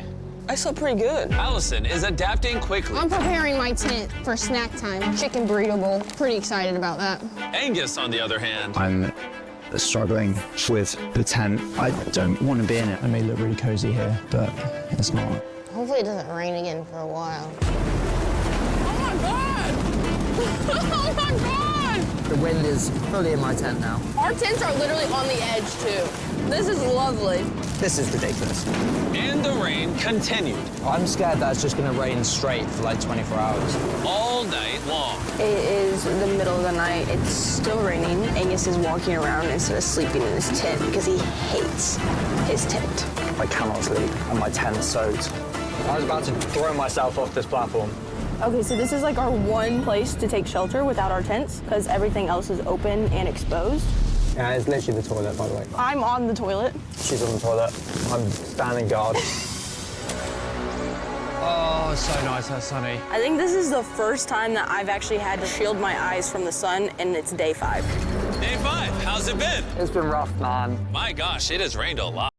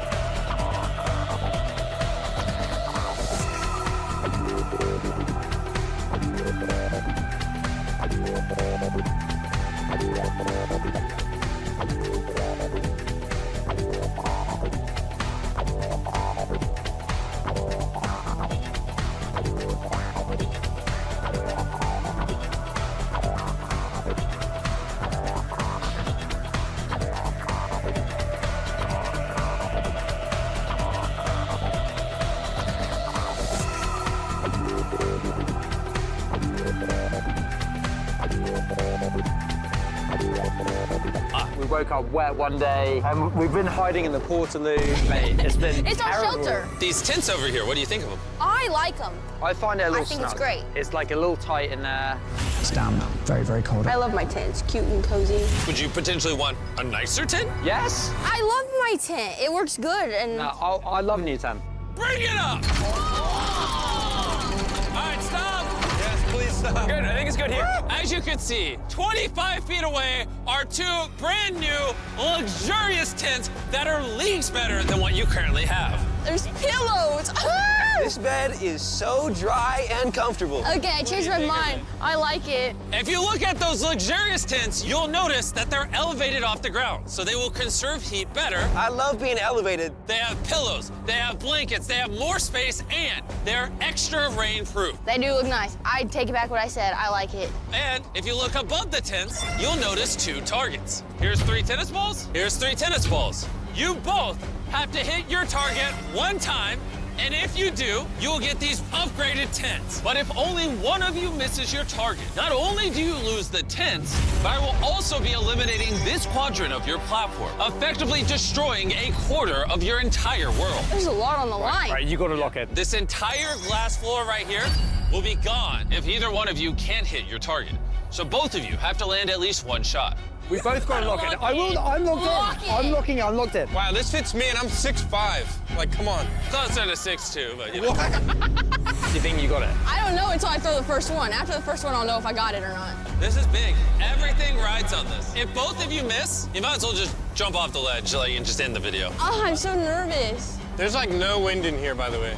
None. Absolutely none. I don't feel any breeze. All right, I'm gonna hit it then. I'm just gonna throw it. I'm just gonna throw it. All right, go for it. I'm chilling. I don't know why I'm waiting.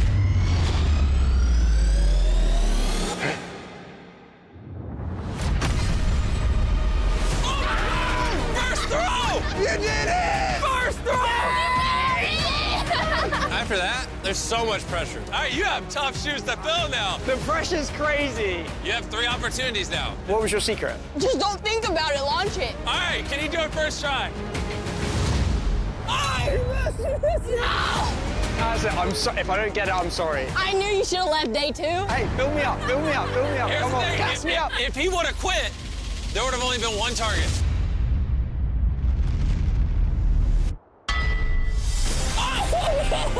Oh, no! You got 1 ball left. Come on. Take your time. Wait, before you throw, I need you to give him a pep talk. Okay, lock in. Because if you don't, we're both gonna be sleeping in these tents, and I'm not gonna listen to you complain anymore. Well, it's not even just the tents. This part of the floor shrinks. It's gone. We will literally, the second he missed, start unscrewing this platform. Where you are right now, you'd be falling. Oh, man. That's all you should hear to just hit the target. Hey, this is the difference between you making it 30 days and leaving. You really gonna let her down? Dude, this platform is swaying like crazy. Okay. Oh my gosh, you missed! I can't believe it. Oh. Dude. That is heartbreaking, bro. I'm so sorry. Oh no. Oh no. Oh no. Man, the pressure got to me. You're gonna wish you played a little more baseball. I can't believe it. Oh my goodness. Hey, Chandler and Nolan, go ahead and push it off. Oh no. Wave the tents goodbye. Oh no. That would have been game changer. Yeah. Would have been. They still look cozy, even down there, man. But that's not all. Straight disappointment. The first time is now gone. Oh no! Let's keep going. Dang. That was rough. Hopefully day 10 goes better. Yeah, don't screw up day 10 for us. With a quarter of their floor already gone, Angus and Allison quickly noticed the consequences of a smaller platform. When I get up in the morning, it's like, no floor, gotta be careful, gotta be on my A game right when I wake up. I'm surprised you didn't have a nightmare about the game. I don't need to have a nightmare about the game because I'm living the nightmare. This is the nightmare. Angus was clearly mad at himself for losing the challenge. I'm just staring at how cozy they could have been. This is what every hero does. If they fail, then they go into a state of quiet reflection and depression. And that's what I'm in right now. Huh. Allison was also mad at him. Yeah, that was definitely your fault. I don't even know if we'll have another chance at shelter again. I don't know if that was like our one opportunity. I don't know. And that's why losing platform is such a big deal, because we don't have much to lose. If we lose any more, like... We can't afford to lose anymore. The two of them were still getting used to living in the sky. They had to deal with things like bugs. It's like winding up its wings ready. Oh, it's looking at me. Less than ideal food. That's gotta be gross. And that chicken I just ate, that was cat food. They also had to try to get along, despite coming from very different backgrounds. Money has never made me happy. Grew up around it, and it just never, ever did anything for me. The happiest times of my life have been when I've been broke. You'd say money doesn't buy happiness or whatever. So you might be viewing it differently because you've already had money. That money could change a lot of people's lives. Yeah, I'm sure. I would take the money home to start up a company with my brother, maybe put a little in savings. I feel like you really deserve it, genuinely. After hearing how dismissive Angus was about the money, Allison decided she didn't just deserve her half, she deserved all of it. Angus, I'm gonna vlog real quick. Do you want me to cover my ears? Yeah, it's an emotional one. So I haven't talked about like my game plan a lot. Nobody on a 30-day or 100-day challenge has came in here and successfully made it to the end and stole the money from the other person. So I told myself I'm gonna do that. I'm not even joking. Sometimes it's like we actually forget how many days we've been up here. So this actually keeps us sane. Day number 8. We have a beautiful sunset to watch. They were getting along better. Where'd you want to catch?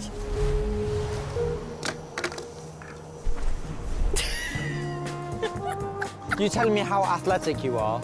I throw one can. But their improved mood didn't last long. Oh God, and the wind, Jesus. Gotta love it, gotta love it. Good morning. It's so cold. I'm standing in the sun waiting for it to get warm. So cold, so cold. But the weather wasn't their only problem. I don't like the tortillas. I can't wait till we can eat normal food. It's now day 10. Let's see how they're doing. How you guys doing? Yeah, not bad, man. Is the wind this bad all the time? Pretty much. Now we have a button. Why do you think this button's here? Is it to tap out of something? Oh, like if you press this, I'll give you like money to quit? Yeah. No, it's to stop a giant saw blade. Send it up!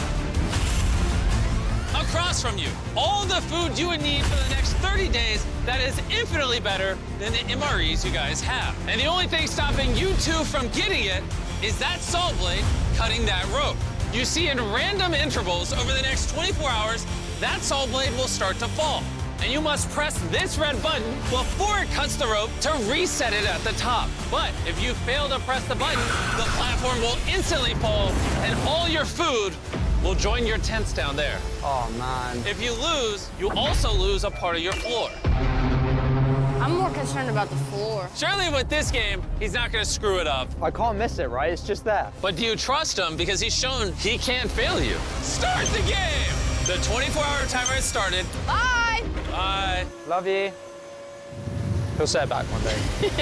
We gotta push through for the floor. Redemption time, lock in. Go. Go. What if you have to go to the bathroom? Well, then you need to let it get low so you have more reload time to go do something. An hour, and then it might drop again. It's gonna be a rough night. Ooh, button, button. Back up, up it goes. I'm already tired. Oh yeah, I'm gonna eat so much pie. This is literally an entire day and night challenge, and we could fail at any point during it. This terrible MRE, I wish I had that food. The hardest part of this challenge is the saw could fall at any minute, meaning the contestants had to be on their toes at all times. Think about it, in less than 20 hours, we can have hot coffee. Angus! Angus! Oh man, that was close. But eventually, they had to take turns sleeping. Allison went to bed first. Good night. Trusting that Angus could keep an eye on the button and keep them in the challenge. So we don't want it to get much lower than this. Bang. And then I can just chill mentally for a bit. Without Allison nearby to keep them on track, Angus became distracted. And then eventually, downright careless.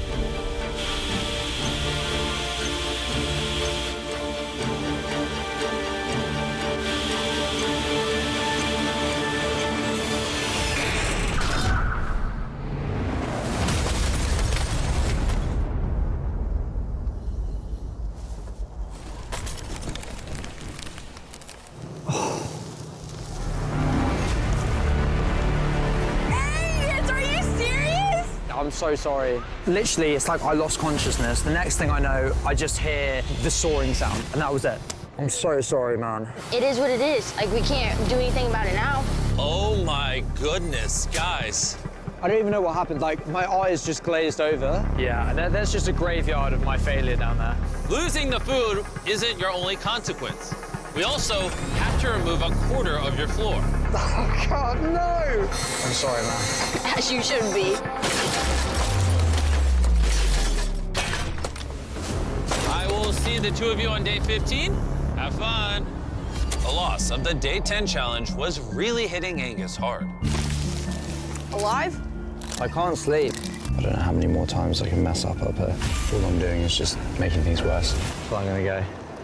Do you think so? Like 90% sure. Angus keeps talking about how he is gonna quit. And just be like, I can't do this. I am honestly a little bit worried just because having somebody else to talk to makes the time go by so much faster. So not having somebody to be in the presence of, I think is gonna make the challenge way harder. But by the next night, Angus seemed to have his mind made up. I just wanted to warn you now. What? I think it's likely that I'm probably gonna go tomorrow. I don't want to be a liability, and I don't want to, every challenge day, be at risk of letting you down. I mean, look at the size of our little platform now. It's human mistakes. You don't have to cut it short. Oh, come on. It's easier just to stay. So while Angus had his doubts,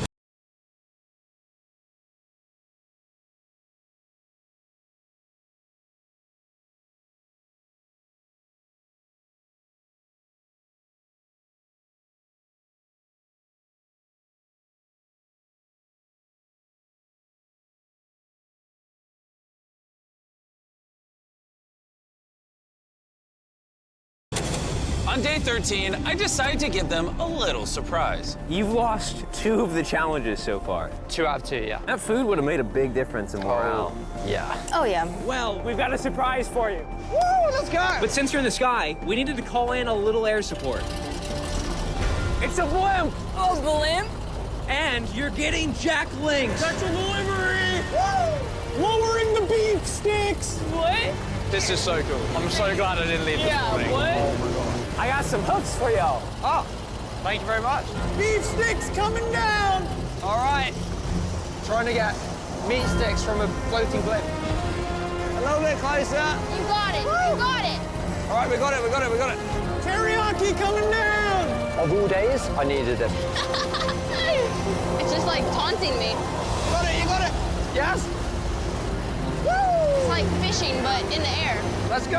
Angus, does this make you feel better for losing the other food?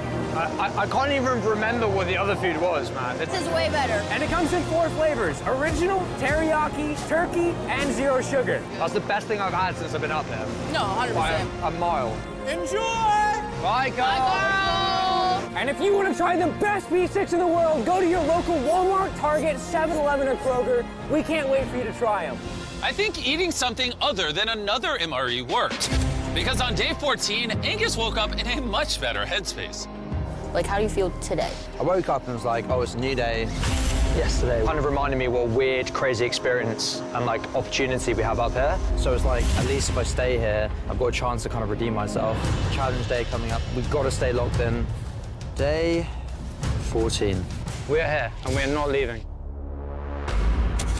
5 days with the missing floor. What's it been like? Obviously, it was a rough couple of days post sore incident. Play it. That was my bad.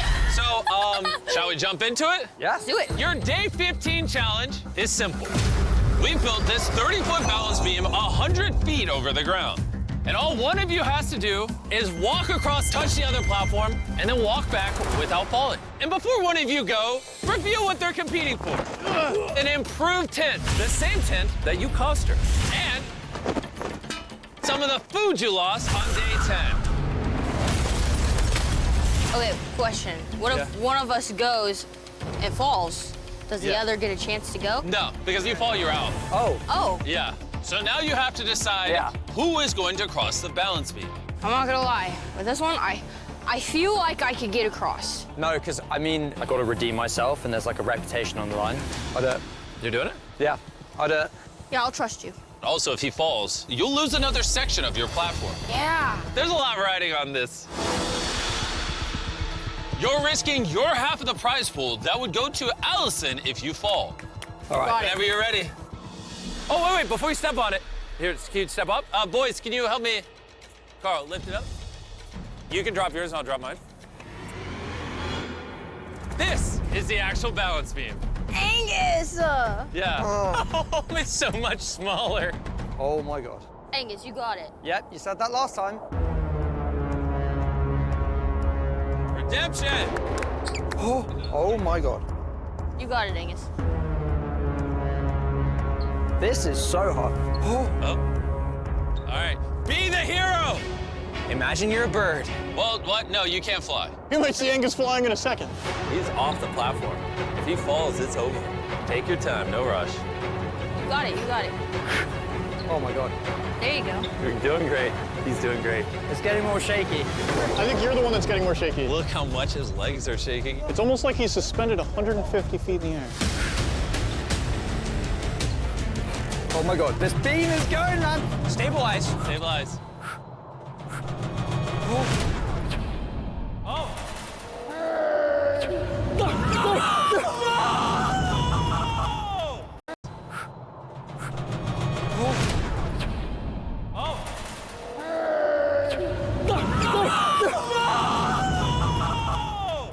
No! Allison, I'm sorry. It's okay.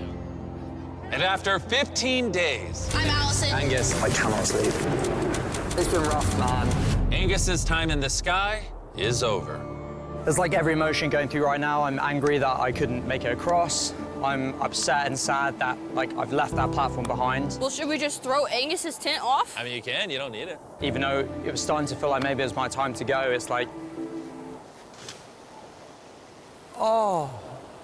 You know, I hate that tent, but that still really hurts to see that. Oh, man. Welcome to your new home. What do you think of it? Not much to look at. Your friend's gone. You lost half your floor. Yep. Is there anything I can do for you? I feel like you've already done everything you could do. You gave us a great opportunity, and we failed. And by we, you mean Angus. Yeah. Surely day 20 will go better. I'll see you then. See you then. Okay. If she doesn't fall. But the next few days would prove to be the toughest yet. It's the first day without Angus, and it's already super weird, super quiet, super boring. I have nobody to talk to up here. And yeah, it's just gonna be a really long 15 days. As you can tell, this platform is extremely small now. Sorry, Angus, but I really need this extra space. Your red box has gotta go. Goodbye, Angus. It's super windy and cold, if you can't tell. Better to be in here than miserable out there. This is by far the coldest night so far. It's brutal. This wind is awful. It just makes me want to hide away in my tent. But Allison woke up with a new problem. The last thing I thought was gonna happen was whoever I got put up here with was gonna leave. A little bored. I'm going crazy! So Allison tried to distract herself. Probably thinking, dang, she's already going insane without Angus. I think my legs already hurt. Haven't even done that much. I think it's time we do some remodeling. Back on the edge. But Allison got so bored. It honestly feels like I've lived up here forever. That she literally started talking to, well, anything. Say hello to Angus. It's just like Angus, but a little cooler. Get it? Angus, are you gonna sit there and just watch, or are you gonna help? I don't know if I like him just staring at me like that, but it's better than being alone. When I woke up this morning, the first thing I thought about was, oh my, challenge day is in one day. This is life-changing money. Like, I'm not just viewing that as chump change. Like, this is money that could change a lot of people's lives. Losing floor is definitely a fear. I'm nervous. I don't know if it's gonna be doable. It might be pushing me to my edge. Which is exactly what I had in mind. What's taking so long? Calm down, Mustard. It's day 20, and you've been alone for 5 days. This is already not enough space for you. Yeah, so if Angus were here, it would definitely be not enough space. So you'd prefer having your space back over having Angus back? Yeah, I would. How about instead of that, we introduce a new challenge that can remove more space? I like that. You guys like it. Bring up the spikes. This platform is covered with hundreds of 6-inch long, razor-sharp spikes. And every day, a balloon is gonna go up towards those spikes, and you'll have to shoot an arrow to pop the balloon. But if you miss, and the balloon is popped by the spikes, then you lose a panel of floor tile. Release the balloon! Ah! It's rising. That balloon is going so fast. There it is.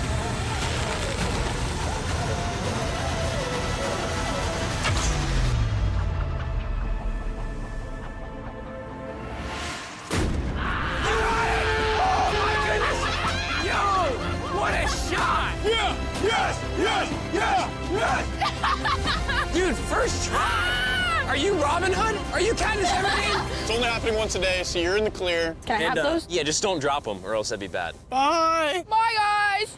Yo, she's so cooked. Loki had nightmares last night about this balloon. I'm more nervous today than I was yesterday. I feel like this is the hardest challenge we've had to face up here.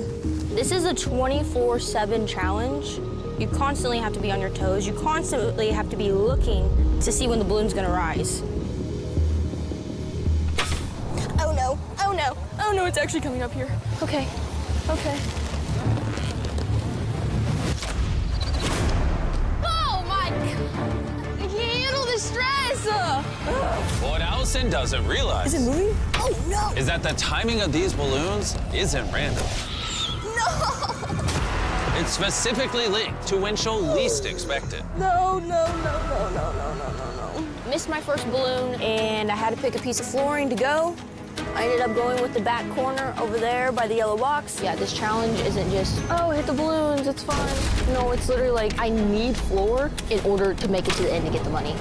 It's kind of life or death. Oh, shoot. Yeah, come take my floor. Day after day, the balloons continue. Continue to threaten Allison's living conditions. About time. I can relax now. Not really, though, because I have to do it again tomorrow. But little does Allison know that she doesn't, because it's time for the final challenge. Hey, how's it going? I mean, it could be worse, could be better. Only 5 days left. How's it feel? Crazy, not real. What do you see down there? A lot of balloons, but at least they're not red. As long as they're not red, it's good. Think of something you would enjoy in the morning, on your way to work. Coffee. Yeah? Starbucks. Starbucks! Really? Yes! This is a sick joke. Send it on up! I'm actually so excited. We felt bad about how much you've lost. I've lost a lot. Which is why they stepped in and provided you with your very own Starbucks in the sky. What? That's right. For the rest of the challenge, Allison will get to enjoy her very own Starbucks. And a barista. With a barista. Let's go. I'm so excited. So my name is Josiah. I'm Allison. This barista is going to be here every day for the rest of the challenge. Here's my first sip on the platform. You're gonna have like a great high. Thank you. But unlike Allison, you don't have to go 100 feet in the sky if you want some amazing coffee. Just go to your local Starbucks. I don't have to tell you, it tastes great. There is a catch, though. Give me 1 second. I need you to put these headphones on. And then Nolan, come over here. All right, I need you to just scream really loudly in her ears so she can't hear me. Hey, how's it going? Keep screaming, Nolan. Keep it up. Starbucks sponsored this video, and we literally built a Starbucks in the sky. And here's the thing, they also gave us a $50,000 gift card, which is the biggest Starbucks card ever given away. If she finds it, she keeps it. If she doesn't, you get the $50,000 gift card instead. We're putting it right here in the back of the crate. She has no idea about the gift card. She knows nothing. It's up to you if you want to tell her or not. Hey, Nolan, stop. All right, Allison, take it off. Look who we called. Oh my God! How have you been? I'll tell you about it when I get out of here, but not well, really, not well.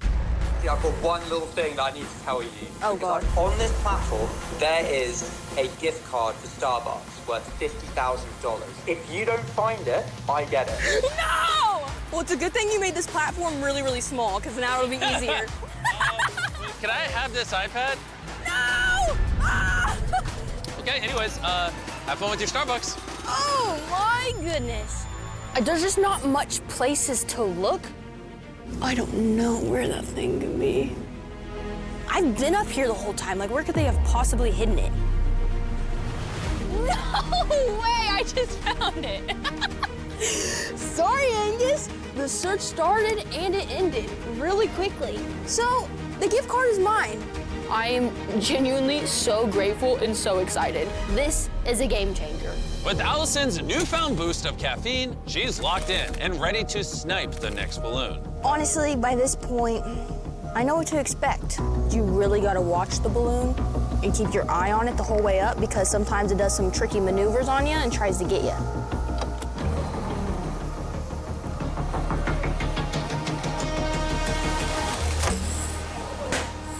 Are you actually kidding me? That was horrible. That was actually horrible. I feel like out of all the pieces I could choose, this has got to be the best one. I mean, I would be lying if I said I wasn't upset. This is the first panel to go that actually is a little bit detrimental. If I forget that that panel's gone and I stand up and just step backwards, oh, game over. These last few days are only going to get harder, especially if Allison keeps missing the balloon. Only 3 more days. That's insane. I'm gonna stand right here until 9 a.m. I know my shot's not great, but it's not that bad.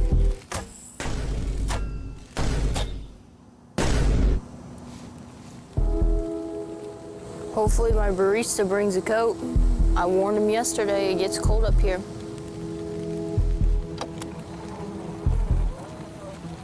Oh. Oh, hell no! Oh, hell no!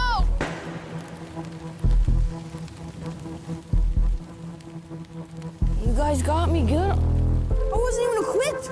Why am I sitting there staring at it without the bow? That is the first time I haven't shot an arrow at the balloon. Sitting up here and holding the bow for hours staring at the balloon is mentally exhausting. I wish I was more confident in myself right now, but for some reason I'm thinking that I'm not gonna hit this balloon. When I get out of here, I feel like I'm gonna be so much more patient.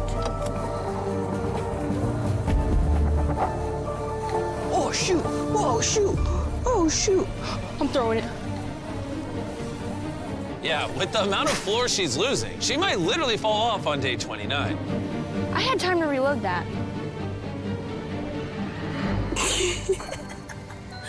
Okay, that's... And by this point, it really seemed like she was starting to lose it. I'm getting worse and worse as time goes on. I take back everything I said about Angus and him failing challenges. Because I can't even shoot these balloons out of the air. That's the old me. The old me could do that. The new me is struggling. So I'm no better than Angus at this point. I'm taking my own floor away. I am so glad that this is my last day having to stare at a balloon. Allison was doing nothing but waiting for the balloon. Not only would missing again make the challenge even harder, but it's her only form of entertainment. Tomorrow, I get to touch the ground, the earth. I get to go inside. I get to go in a car. I can have yummy food. Allison! Why is Jimmy here? Wait, don't point your bow at me! Are you trying to kill me? Wow, you're really running out of space over here. After we release the final balloon, I have a little twist for you. Dude, I knew you would. Hey, Nolan! Yeah! Release the balloon! Is she gonna hit it? No! You know, the wind caught it. Now that you missed that, you won't be needing these anymore. Remember on day 15, the balance beam that got Angus out. Oh, yeah. Oh, yeah, I know. What if I told you, in exactly 24 hours, start the timer, I will be bringing that back. And if you can make it across and back, I will double your prize pool. Dude, I knew you were gonna do this. But if you fall like Angus, you too will lose everything.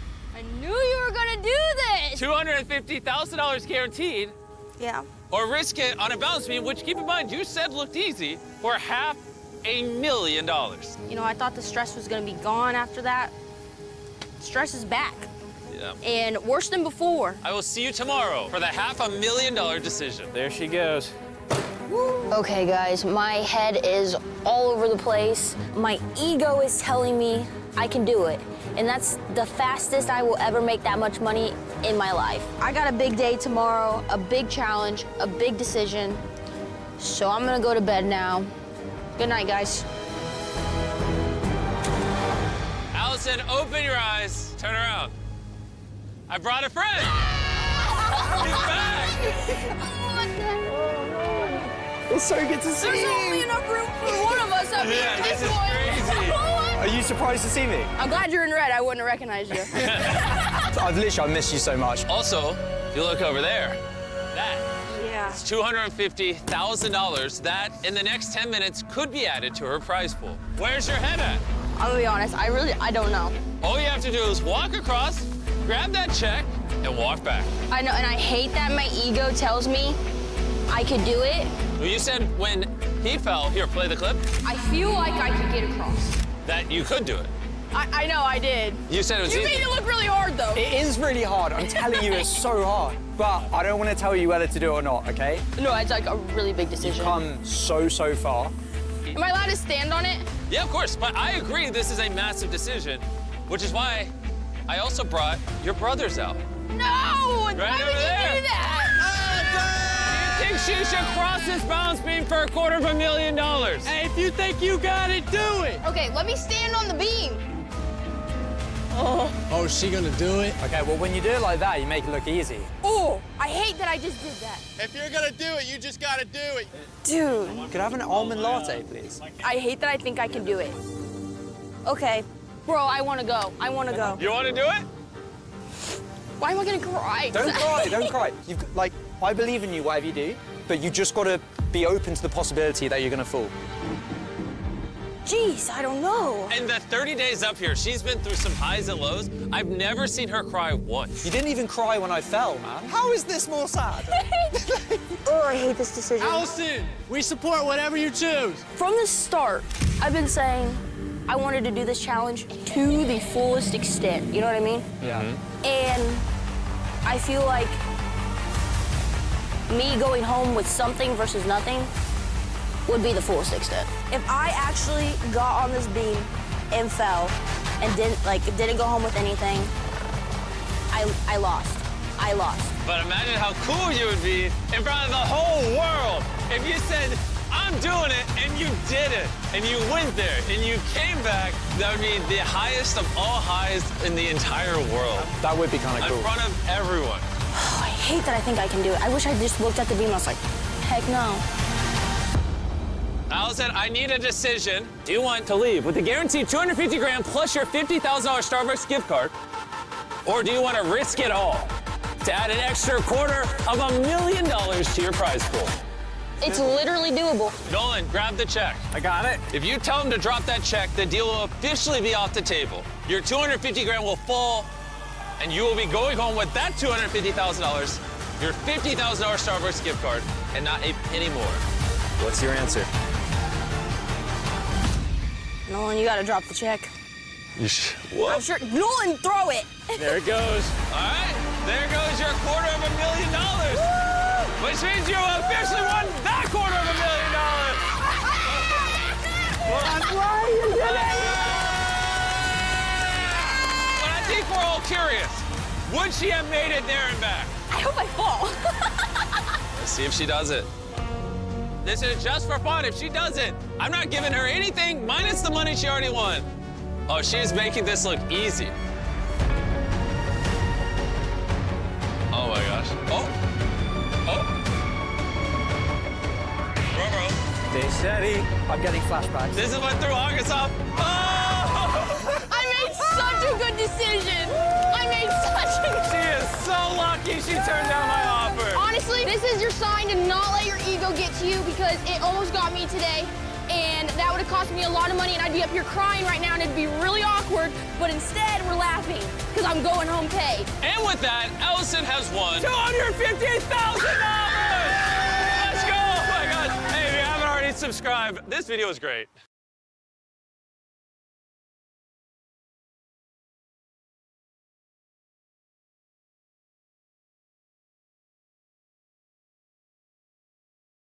Oh boy, ladies and gentlemen, hello. Today we got to talk about that Firefox drama, ladies and gentlemen. You know, how does a web browser get itself into some internet drama? Well, you can introduce artificial intelligence And I know immediately walking into this is going to be a lot of people going like, ooh, bitch, that stank. AI in my web browser? Now, to give you an idea, listen, ladies and gentlemen, AI is one of those things that's unfortunately here to stay forever, okay? The cat's out of the bag. Now, if you look at the internet market share, 71.2% of people use a Chrome-based browser.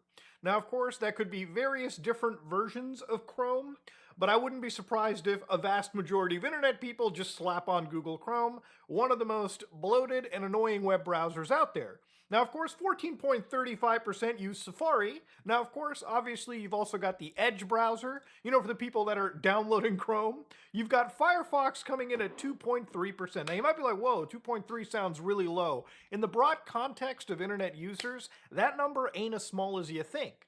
Now, to give an idea about, you know, Firefox, it's basically the only other big browsing engine you have. Everything is basically running on Chromium, and Firefox exists mostly out of the kindness, I would say, of Google, where even the actual administration says that 85% of the revenue, because Firefox is 90% of Mozilla's revenue, and in looking into that, when you open that box, 85% of it comes from the Google deal that they have, where basically as soon as you install Firefox, Google is the default. Yes, Google pays that much money for you to default to their search engine, because most people are just too lazy to switch off to something else, even if it's maybe a couple clicks away. So I wanted to kind of read something here too, because I wanted to have a bit of a nuanced take in this situation, because I think the internet is important. I think we need to talk a little bit about that nuance.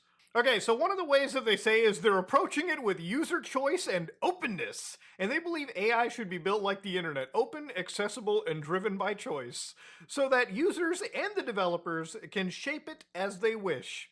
So with Firefox, they're not going to lock you down into one ecosystem or have AI forced into your browsing experience. You decide when, how, and whether to use it at all. So to give you guys just a quick understanding of what Furry Fox is letting you do is AI is in there, okay? But they're just not really like, you're not really required to use it unless you really want to. So for instance, if I go to this version of their page, all right, on the actual like Firefox browser, you can see that Firefox is pretty damn clean for the most part. And on the left, you can see that there's a couple new features. One of them is this AI chatbot, which has actually been around for a fair bit. Now, the thing about this is you can pick which company you want to sell your soul to. You want to go to Anthropic? You got it right there. ChatGPT? You got it right there. ChatGPT Lite? You've got it right there. Google Gemini? You got it right there. Le Chat Mistral? You've got it right there. So, of course, obviously, I'm just going to click, I don't know, ChatGPT just for an example's sake. And, of course, over here, they'll ask you for your basic cookies, yada, yada, yada. And of course, you can ask the actual chatbot to summarize a page. So if I ask ChatGPT to summarize the page, what it'll do is it'll actually copy the entire page in the actual chatbot to ChatGPT, and ChatGPT is just processing this and it'll give me the answer. In fact, I think the browser actually might have crashed. Wait, hold on. I think it crashed, boys. Very functional, very good, very beautiful. Now, to give you a quick comparison, while Firefox is absolutely shitting itself, you remember those other AI browsers we looked at, like Comet's Perplexity, or sorry, Perplexity is Comet, Perplexity is the company, Comet is the actual browser, and then you've got ChatGPT's Atlas. Remember when that came out and immediately dropped off the face of the earth after 30 minutes? Yeah, these two browsers are sort of the extreme end of AI, where most of the shit that you're doing in there is artificial intelligence. What Firefox is doing here and what they've been pushing for is stuff that kind of exists in its own little corner, and you sort of have to come out of a shell to use it. All right, so while Firefox is busy actually crashing, like literally I hear my fan spinning up for no reasons, even though I'm using fucking ChatGPT of all things. So we're gonna drag this away while it's crashing. We're just gonna put it right there, okay, a little... it's literally actually dying. It's fucking insane. But obviously there's been a lot of hullabaloo. So if you go to Firefox's little blog, obviously from Firefox where they said, we're building AI the Firefox way, probably viewed substantially more than the other posts. and definitely engaged in a lot of conversation. You know, for a post that's been viewed 113,000 times, talked about 911 times, only 24 updates. That's never a good sign. And obviously they've got other things like AI windows sort of coming in, which again, it's its own little thing popped up here. And while there's not much that's out there, basically it's like a separate option compared to like private browsing. I guess the AI window is basically an in between this, where you basically get the ability to store information, but it probably doesn't give all the access to your accounts to the AI, because as we know, artificial intelligence and prompt hijacking is a huge problem, okay? If you give an AI the keys to the VIP and access your Amazon account or do something stupid, it might make actual financial purchases, or it may give out information on your behalf when it shouldn't. And of course, unfortunately, because we've now introduced this new level of AI, this level of attack may never actually go away, because prompt hijacking it literally involves AI companies and hackers constantly fighting each other to confuse the AI model, right? So again, to give you guys just a quick idea of this too, right? Obviously, the big thing about this was that to Mozilla, they basically have just straight up stated right over here that AI is already reshaping how people search, shop, and make decisions in ways that were hard to see and even harder to understand. So basically, if you look past the clickbait headlines here, Firefox is not doing something that is unknown. What Firefox has basically said is that AI is basically here. Unfortunately, no matter what your personal beliefs in, like for me, I really don't like artificial intelligence that's running in a big cloud that I have no real control over, right? But when it comes to things like artificial intelligence, I've even used local models like GPT OSS to do searches for me, right? Like because Google search and a lot of these engines suck so bad that ultimately they've basically made it where searching for something on Google has become more of a chore. You can use a local AI model like GPT OSS 20 billion parameters, and you can feed it a prompt, and I have a Seer XNG. So for instance, I have my own search meta engine where this AI talks to, so I don't even actually communicate just to Google through this. It digs up articles, it reads them, it processes them, and gives me the responses here. In some ways, AI searching is probably the future, but then when you peel back the onion a little bit, you can start to notice there's one big issue. And one of those issues is when the AI search grabs articles from other AIs. So for instance, in the source list for this, there's a lot of actual genuine articles that you can read through written from what I assume to be human beings. But one of the actual information sources was like AI for real Substack. So I opened this page really quickly, and it turns out that it's probably written by an actual AI itself. So again, just for TLDR sakes, the AI searched for something that an AI wrote, and it just became this big Ouroboros of search. So you look at this AI slop image, and if you read, again, just looking at the bullet points, just looking at the framing, you can absolutely imagine that an AI wrote this. In fact, you could probably ask the AI that searched this, like I did, to write this in a blog post that you can easily copy paste onto any of these pages.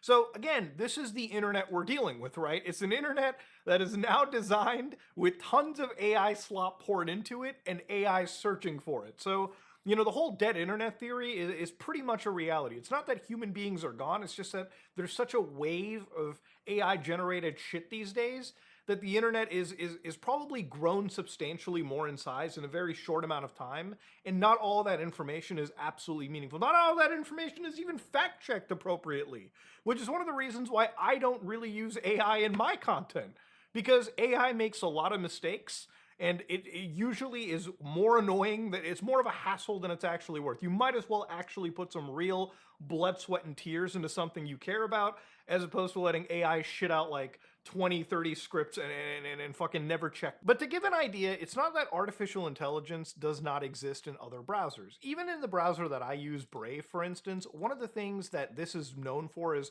having so much crypto shit, so much of the, I think NFTs were a thing on this at some point, but one of the things that this browser has is Leo, right? Which is its own AI. Now, the thing about Leo is I don't like this either, but the big benefit of this over something like Firefox's artificial intelligence for now is that unlike the 5 options that Firefox was giving me where, basically you pick and chose who you gave your data to, something about this is you can bring your own models. So what I did was I connected my own model into the actual AI. So for instance, I've got Quen 3, and if you look carefully, it's connected locally into my actual home. It's connected to my actual computer. So meaning when I do use AI for features on this browser, for instance, it will actually run through without requiring or sending my data off to random servers. So I click that little Leo button. I've already done the actual summarization for you, but it used the local model to summarize the page. But yeah, they said every product we build must give people agency in how it works, privacy, data use, yada yada yada, must be clear and understandable.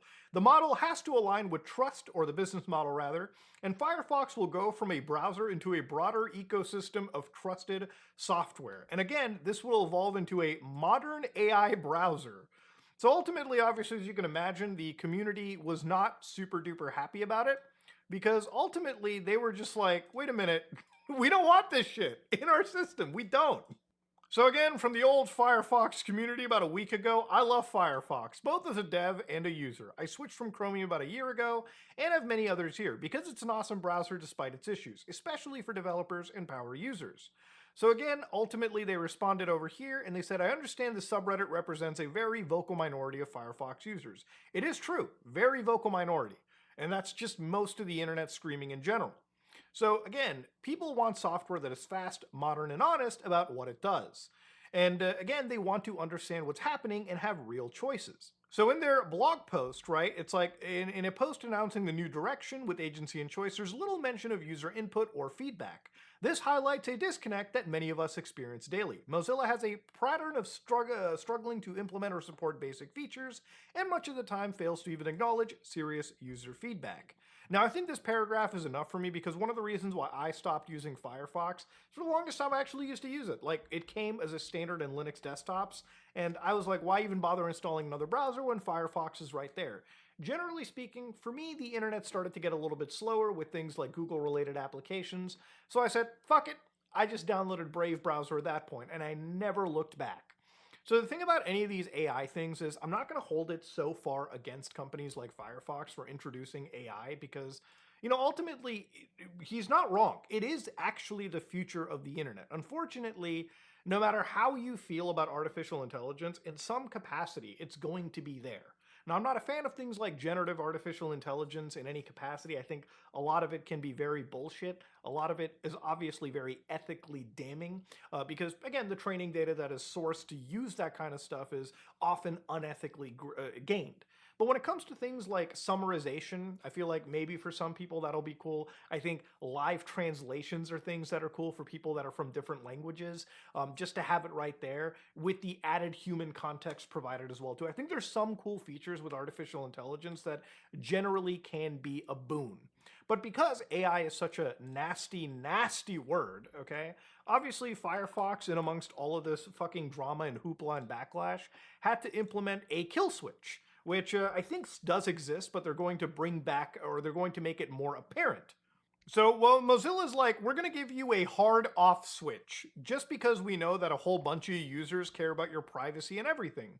And I think, like, that's probably the best in between. Like, having a fucking off switch is great. Now, I'm sure for a lot of people, they're generally worried when anytime AI gets brought in, because there is actually a good reason to worry about this stuff. Like, it was literally in a study not too long ago that when it came to some of the most popular AI extensions like ChatGPT, Merlin, and Copilot, these tools apparently were also gathering extensive personal data from your actual activity. And of course, with a lot of the problems here is that Firefox is working with companies that ultimately require you to send your information to them. And again, we know that companies like Microsoft, fucking Google, ChatGPT, these guys are not removing your information, okay? They're not going to stop harvesting user data. They're not even going to remove it. That's not the business of these companies. And I feel like a lot of this drama could actually be, avoided if Firefox did something that I feel many companies need to start doing. Look, AI is not something that's going away. We kind of know that, right? But artificial intelligence does not have to be something that people can't use. For instance, this is Olama, which is a local open source server that you can run on your system that lets you run local artificial intelligence. Now, you don't need to have the crazy fast computer to run this. You can run small, like 3 billion parameter models, and sometimes even 2 billion. And those are good enough for a lot of internet stuff, for a lot of these internet chatbots. Now, the thing about these local models, as I've shown you, is that they don't send data off anywhere. You don't ever have to send your data off somewhere else to run these models. These models are able to browse the internet agentically in some cases. These models are able to search the internet through locally hosted search engines. And using that, you can basically avoid giving up your information and privacy to the big frontier LLM guys out there. You can just locally run this shit. And I feel like Firefox could really like succeed if they tapped into it. Like at some point, one of these companies has to make it like incredibly easy to go into the settings option, go to the little AI tab and say, okay, fuck the privacy, like avoiding it, fuck the privacy busting AIs. Here's a simple option for you to install something very locally, super small parameter size, something that could run on anybody's computer, most modern systems. You don't need a crazy amount of RAM for it, even a GPU. You can just run this locally. And because it runs locally, you can do all of your summarizations, your translations, you can even do some wacky stuff, all locally processed on the device. Unfortunately, with Firefox, because of I think a lot of the backlash just came from the fact that they're partnering with companies like Perplexity, like Google, like Microsoft to send this. And ultimately, they kind of have to, because that's just how money is to be made. Like, there's no doubt in my mind that these companies are having a payment plan with Firefox so that they can push this kind of crap onto their users. But ultimately, I think for Firefox, if they really want to be at the cutting edge, and something that I'd totally be supportive of, is to have locally running AI. I feel like if you're going to, if the genie is already out of the bag, you know, like if the AI genie is here and it's completely ready to stay, instead of, you know, people worrying about their information flying away, instead of people worrying about this kind of stuff, if you're going to put it in a way where it's respectful to the actual users, because ultimately that's what Firefox is about. It's not just counterculture, it's the other browser that doesn't get involved in the stupid Chromium-based bullshit out there, right? I think that could be one of the best selling points out there. But yeah, you know, Firefox entered into some crazy fucking drama, and I was following this for a few days, but the reality of it is that honestly, like, I don't think that this is the craziest deal ever. I think what Firefox is doing is something that any browser in today's modern day and age is kind of doing. They've probably done it in a more respectful manner, to be honest with you, because I think companies like Microsoft, companies like Google would probably be way more fucking aggressive. I don't think companies like Microsoft or Google would even, if they could get away with not giving you consent, they probably would. But Firefox kind of went out of their way to introduce probably the most benign fucking features out there, but they gave people consent every step of the way. They even gave you a kill switch, which I think is better than, I don't even think Brave really gives you a fucking kill switch at the same level as what Firefox is billing. But at the end, I think Firefox, if you're going to go down into this path, and this goes for Brave and everything too, have people give the possibility to run AIs locally. We have even gotten to the point where AIs can run locally on smartphones these days. So again, I feel like this whole moral hangup, this ethical issue could be solved if people were taught and educated that some of these like AI solutions can be run locally, private, and securely. And, you know, even then you can have an ethics issue with the training data that these open models use, but that's a separate conversation. For people who are worried about their privacy and shit, man, Firefox, you could have had a W. I think any company honestly talking about AI shit these days, you might as well not even mention it. Because AI is one of those, like, at least online in discussion circles, one of the most filthy words to be using. But yeah, this is the Firefox drama, ladies and gentlemen. If you like what you saw, please like, comment, and subscribe. Dislike if you dislike it. I am out.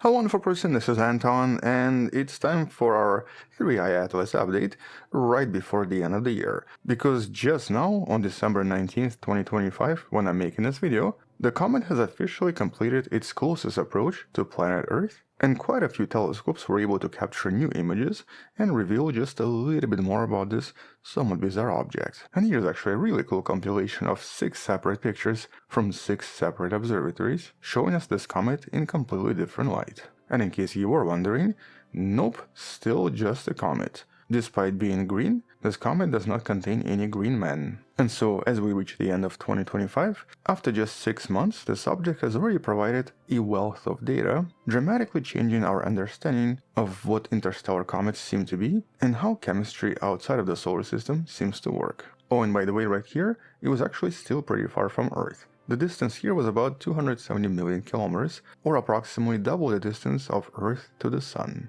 But that was close enough for a lot of these telescopes to capture new data, with some of the most exciting images coming from the Gemini North Telescope. This was released only a few days ago, but here we have a kind of a comparison of the before and after image using exactly the same telescope.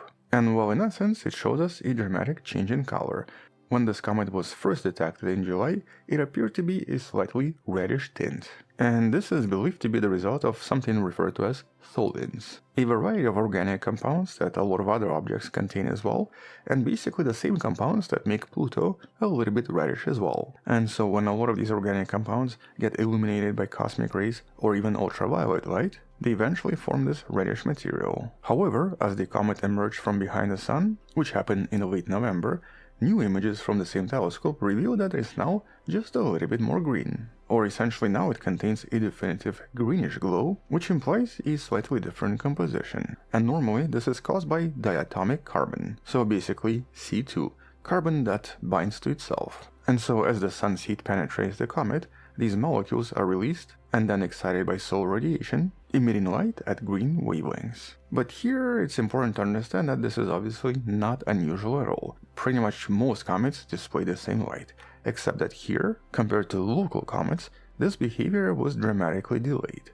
Normally, most of the solar system comets form this green halo way sooner. And well, that of course suggests that the surface of this comet was probably just a little bit different. We've actually discussed the actual reasons for this in one of the previous videos, but in essence, on the surface, it seems to have this very thick crust that formed as a result of billions of years of exposure to outer space, and specifically to very powerful cosmic radiation that this comet was exposed to as it traveled across the Milky Way. And that implies that this particular interstellar comet reacted differently to heat compared to comets we're used to observing. So not super unusual, but a little bit unusual. Here's actually another really cool time-lapse that shows us 2 separate comets in the same image. Although in this case 3i Atlas is barely visible. This was taken by the researchers from the Southwest Research Institute. And then we have additional images from the X-ray telescope referred to as XMM Newton, the telescope you Scientists see right have here. found a And this was actually Tyrannosaurus. one of the most scientifically significant observations this month,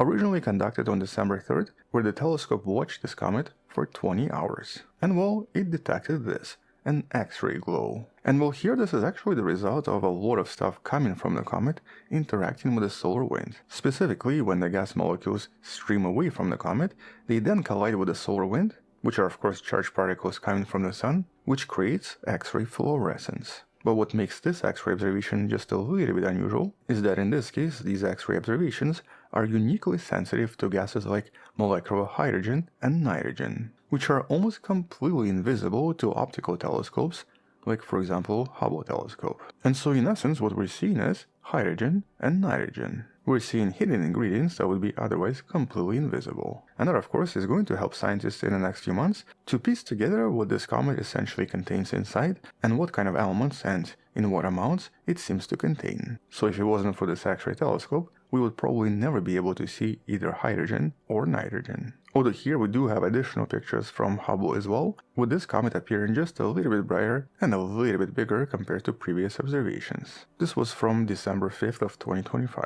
Then we have something really exciting coming from this study by these 3 European researchers. And here the analysis suggests that this comet seems to behave like a typical trans-Neptunian object and is basically experiencing what we refer to as cryovolcanism. And so here by observing this comet, scientists believe that as it heated up, a lot of solid carbon dioxide, or dry ice, turned from ice to gas directly, and very likely inside the nucleus. which in essence made this comet do something like this.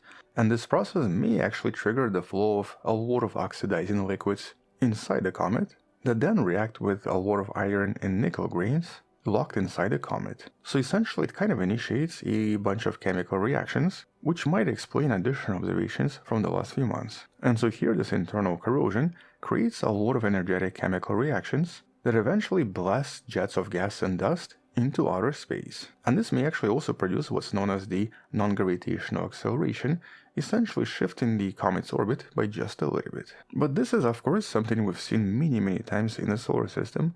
As a matter of fact, we've even discussed one of the most recent discoveries from an extremely famous cryovolcano right here in the solar system. You can learn about this in one of the videos in the description. But so far this indicates that the chemistry of 3I Atlas is remarkably carbon-rich. It essentially seems to be spewing out a lot of methanol and hydrogen cyanide at much higher rates than any other comet in the solar system. And methanol is actually particularly important because it's technically a building block for a lot of prebiotic chemistry that we believe existed on early Earth. And so at least when it comes to our own planet, this kind of stuff was crucial for starting life. And so seeing these ingredients in a visitor from a different star system definitively tells us that fundamental ingredients for life seem to be quite widespread in the entire galaxy. And then, as I mentioned in one of the previous videos, we have some additional pictures from missions in space that were actually on the way to a completely different planet when scientists decided to use their cameras to take a look at the comet from a different perspective. And so here we have our first picture from the mission known as JUICE, Jupiter Icy Moons Explorer. And so because it was so close to the comet,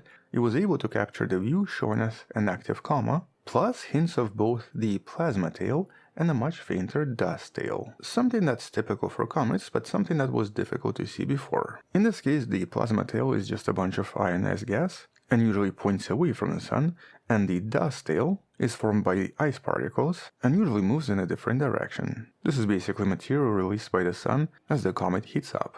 Both of these tails are actually very different, because the plasma tail is made out of ionized gas, and the dust tail is made out of solid particles. But the separate mission known as the Europa Clipper that you see right here observed the comet from the opposite direction, and it produced this image. And so here, by using ultraviolet observations, scientists observed the comet's nucleus, its coma, and dust tail from a unique sunward perspective, in the process detecting oxygen and hydrogen, despite the comet being covered in a lot of gas. So this is essentially what you're seeing in this image. Now the details about this are going to come out sometimes in February or March, but for now at least we get one image. And then this particular study that was just released a few weeks ago was even able to determine the approximate mass of the comet by essentially observing by how much it seems to accelerate due to the emissions of all of this gas. And so here the rough mass estimate suggests that it's approximately 44 million tons, or at least it used to be this heavy back in August of 2025, suggesting that this comet is predominantly made out of CO2, and the total size of the nucleus is actually relatively small, just over 700 meters in diameter, or approximately 2,300 feet. And this is definitely much smaller than scientists previously assumed, because it was believed to be much larger, up to about 5 kilometers, with the scientists behind this study discovering something else. In essence here, by observing the tail of the comet, Sarah Rickard and colleagues from the study detected a faint high-latitude jet where they were able to track its wobbling motion, and this allowed them to then derive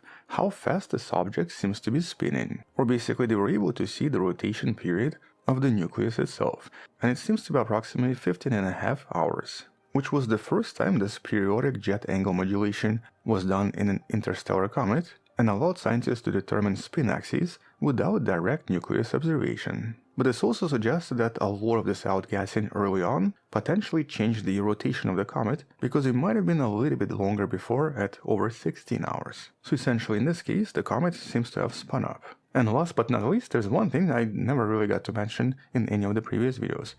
The person who found this, obviously completely by accident. He was actually this wonderful person, Dr. Larry Denno, one of the members of the Atlas project, who captured the comet using Gemini North Telescope in Hawaii in July of 2025. And here's actually the first picture of the comet from July 1st. And so he discovered this by reviewing routine telescope data from Hawaii's Institute for Astronomy, and initially it was thought to be an ordinary near-Earth object.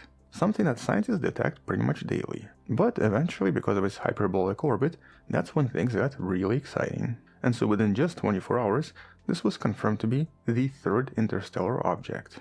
And this highlights how incredibly powerful this Atlas telescope is, because it's able to scan vast areas of night skies, capturing images of pretty much any moving object. And the reason this is important is, of course, in the name of the telescope. ATLAS stands for Asteroid Terrestrial Impact Last Alert System. Its main purpose is to detect any potentially dangerous asteroid before it collides with our planet. So this is a very important planetary defense telescope. But the reason Larry Deneau in this case was important is because of his non-traditional background.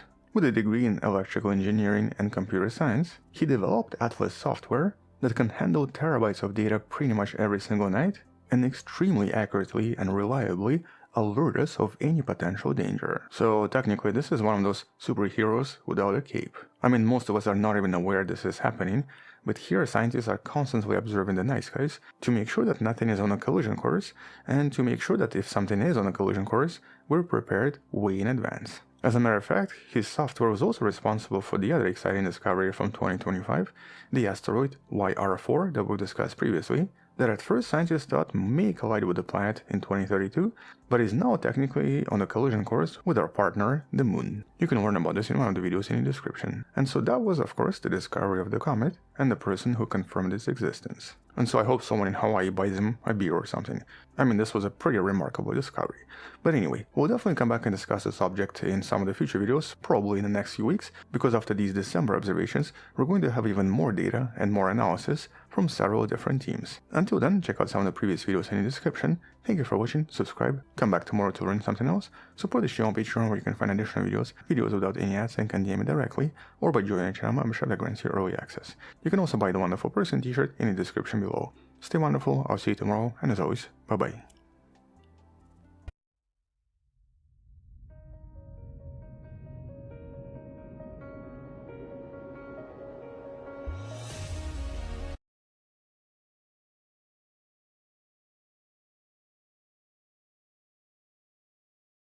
Rex with holes in its jaw, but they're not from a fight though. Why does it have holes in its jaw? Well, they're from a parasite. One of the biggest predators that ever walked on land was killed by something microscopic, something it never saw, something that ate through bone and made it starve to death. Look, we're gonna get to that in a bit, but we need to start way earlier, because that T-Rex wasn't special. That was just normal for most of Earth's history. And I don't mean modern parasites. Yeah, ticks are gross, mosquitoes are annoying, tapeworms are nightmare fuel. We get it. The prehistoric parasites were worse, and not a little worse, but genuinely, significantly, objectively worse in ways that sound made up but aren't. There were fleas in the Jurassic period that were 10 times bigger than modern fleas, and they couldn't jump. They just crawled onto dinosaurs and used their mouth parts with serrations on them to drill through their skin, 5 millimeters deep, which is the length of an entire modern flea. That was just its mouth. There were ticks that swelled up to 8 times their normal size, drinking dinosaur blood. We know this because scientists have found one trapped in amber, still bloated, frozen mid-meal. And there were worms that figured out how to drill into shells 480 million years ago. They just bored right through and moved in. And that strategy worked so well that oyster farms still lose money to those same worms today. For 500 million years, parasites have been perfecting the art of eating things alive. They've survived every mass extinction, outlived the dinosaurs, and outlasted, frankly, everything. They will probably outlast us. The only reason that we're not dealing with thumb-sized fleas right now is because we don't have anything big enough for them to feed on. And this video is about to prove to you why that's the only defense that we have. We're too small for them to exist. All right, so before we get into the really disgusting stuff, we need to talk about why this happened, because there's a reason prehistoric parasites turn into biological nightmares. It's not just bad luck. First thing you need to know, hosts were massive. And when I say massive, I mean that there were animals walking around that weighed as much as a commercial airplane. Dinosaurs, giant fish, early mammals the size of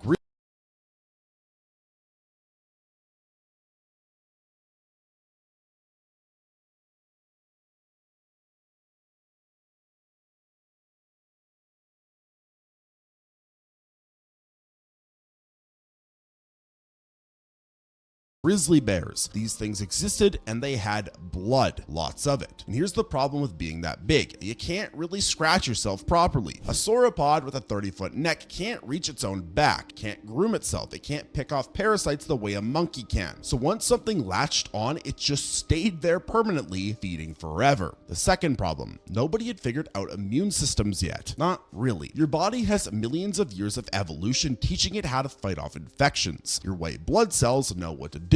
Your skin knows how to heal. Early animals, well, they were still figuring this out for the first time. A parasite could just move in and their body would go, well, I guess I gotta deal with this now. And there was no medicine. Obviously, you couldn't go to a vet and get dewormed if you were a dinosaur. You were just stuck with whatever decided to eat you, and it stayed there until you died, which, if you had enough parasites, happened pretty fast. But here's where it gets really bad. The Cambrian explosion happened around 540 million years ago, and that's when life suddenly got complicated. Shells appeared, bones appeared, animals with actual bodies showed up. And the second that happened, other animals figured out that they could just steal from those bodies instead of making their own food. That's what a parasite is. It's a thief that realized it doesn't need to work if it can just live off of someone else. And back then, nobody knew how to stop them. There were no defenses, no evolutionary tricks. Parasites could try anything and it would probably work. So they got creative, they got big, they got aggressive, because why not? There was nothing stopping them. Modern parasites are small and sneaky because they have to be. If a tick is too obvious, you're gonna pull it off. If a flea is too big, you squish it. But in the Mesozoic, you couldn't pull them off. You couldn't squish them. You just had to live with it. And that meant parasites could evolve into monsters because there was zero pressure to stay small. Evolution does not care about being fair. It cares about what works. And for about 300 million years, being a giant blood-sucking nightmare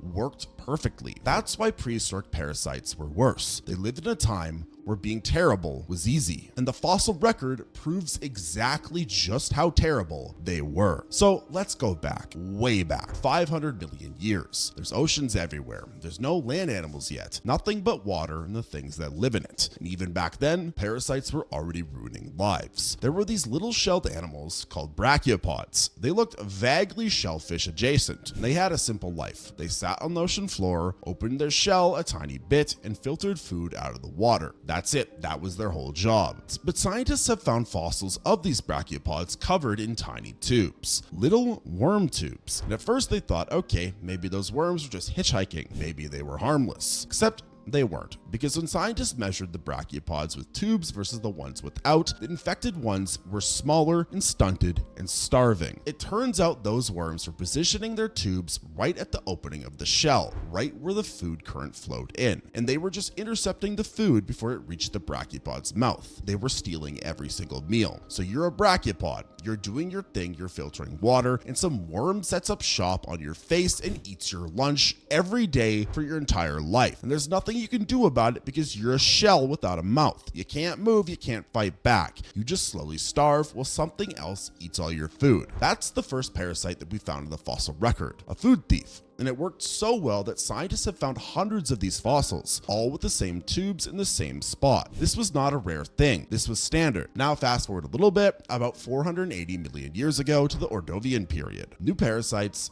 new strategy. There were these early clams, small ones called genus Babinka, and scientists have found their shells with weird marks on them, little question mark shaped tunnels drilled right through the shell. At first they thought maybe it was damaged from after the animal died, but then they used CT scanners and looked closer. And no, these tunnels were made while the clam was alive. You could tell because the clam tried to repair them. It secreted extra shell material to seal the hole. It was actively fighting the damage and losing. These were worms that learned how to drill. They would bore into the shell, set up a little home inside, and just live there, feeding off the clam, forcing the clam to spend all of its energy repairing its own house while the worm slowly ate it. And this strategy worked so well that modern worms still do this today. Right now, oyster farms lose millions of dollars a year to worms that drill into shells. We've been dealing with this exact problem for 480 million years, and we still haven't figured out how to stop it effectively. But here's where it gets worse, because those parasites were on the outside. You could see them. The next ones, they were all internal. Around 425 million years ago, there were these tiny shrimp-looking things called ostracods. They were little seed shrimp that lived in the ocean, swam around, ate algae,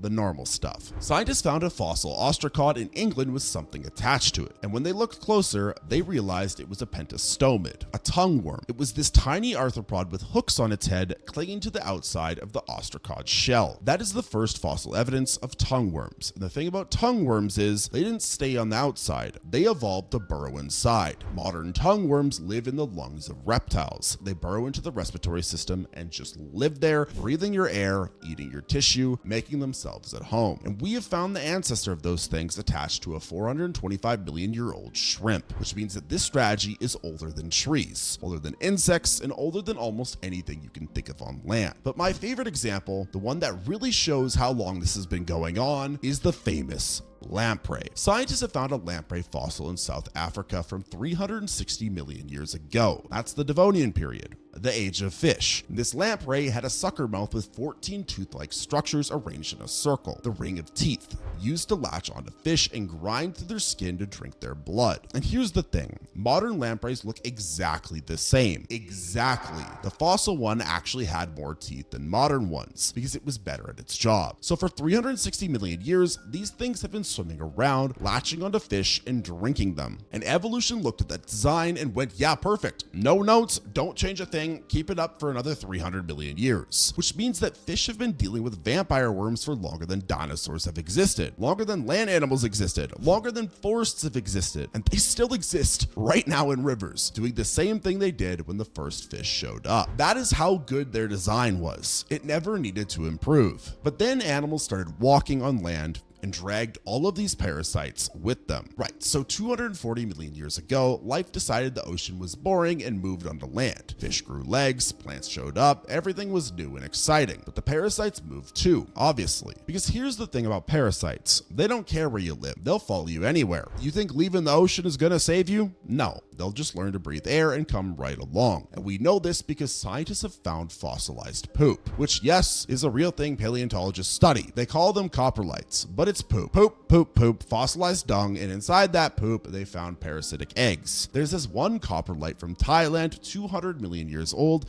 and it comes from a phytosaur, which is a crocodile that lived before actual crocodiles figured out the crocodile body plan. Anyway, this thing took a dump, and that dump turned into a fossil, and scientists sliced it open to see what it ate. What they found instead was eggs, parasite eggs, 5 different kinds. That is right, 5. This animal had roundworms, it had flukes, it had what they think might have been some single-celled gut parasites, all at the same time, just a full ecosystem of living things inside its intestines, stealing its food, making it sick. And there's no evidence it could do anything about this. There was no medicine, no way to purge them out. It just had to walk around with 5 different species of worms in its guts until it died, which it did, and then it pooped one last time, and we found the evidence 200 million years later. That's how bad land parasites were right from the start. The second animals left the water, they were already infested with multiple parasites at once. But it gets more specific because we have found older poop from Brazil, specifically 240 million years ago. This one came from a cynodont, which is basically a mammal before mammals worked out all of the details. They still had some reptile features. Inside that poop was a single tiny egg. It was microscopic, and when scientists looked at it under a microscope, they realized it was a pinworm egg. Pinworms, the same worms that infest kids who don't wash their hands. The same worms that live in your butt and lay eggs at night and make you itchy. Those worms. You ever had an itchy butt? You got worms. Go to the doctor. They've been around for 240 million years. They were infecting mammal ancestors before mammals even existed, before dinosaurs showed up, before anything remotely modern walked on land. And the scientists who found this egg named it, and I kid you not, Paleoxerxes cockburni. Which is either the best or worst scientific name ever, depending on how mature you are. I am not, so it's funny. But it's real, and that's the official name, published into the big journal of dinosaurs and everything. So cynodonts had buttworms. Great, fantastic start to life on land. But wait, there's more. Some fossil site in Brazil, different poop, and they found another type of egg, roundworm eggs this time. Asaccharide nematodes, if you want to get technical about it. These are the worms that infest dogs and cats and pigs. The ones that you have to deworm your pets for. The ones that grow several inches long inside intestines and steal nutrients and cause blockages if there's too many. Those worms were also infesting early land animals, just coiled up in their guts, absorbing food, reproducing, making more worms. And here's what what really gets me about this. These animals were herbivores. They ate plants, that's it. They weren't hunting prey that might have had parasites. They were just eating ferns and leaves. But the worms found them anyway, because parasites don't need an invitation. They'll find a way in. You eat some contaminated plants, you drink some bad water,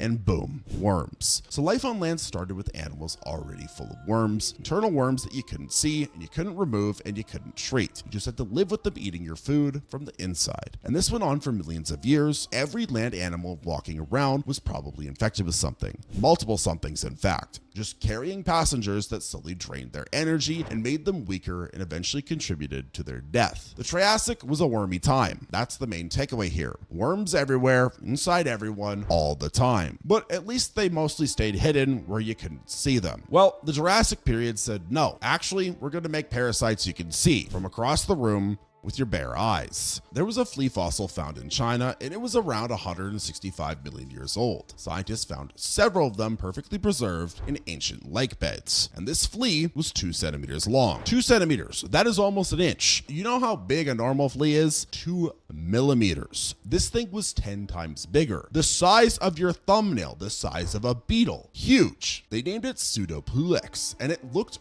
wrong. All of it. The proportions were off in a way that would make your brain uncomfortable. It had a flat body, but not that flat that you're thinking. Modern fleas are flat side to side so they can slip between hairs. This thing was flat top to bottom, pancake style. It was built to sit on top of your skin, not hide in fur. And it couldn't jump. Modern fleas have these big, powerful back legs that let them launch themselves 2 feet in the air. This thing's legs were normal. They were stubby even. They were just regular walking legs with big claws on the end. Why? Because it didn't need to jump. Its hosts were massive and slow and covered in feathers or fur. Once this flea got on, it just stayed there permanently. The claws let it hook into feathers and hang on. There are fossils showing the claw structure in detail. They are curved and serrated and designed to grip and not let go. But the worst part, the part that really makes this thing a nightmare, is the mouth. It had a proboscis, a feeding tube, 5 millimeters long with serrations along the edge. 5 millimeters doesn't sound like much until you realize that's the length of the entire modern flea, if not bigger. This thing's mouth was as long as an entire normal flea, and it had teeth on it, backward pointing barbs designed to saw through thick dinosaur hide. That's right.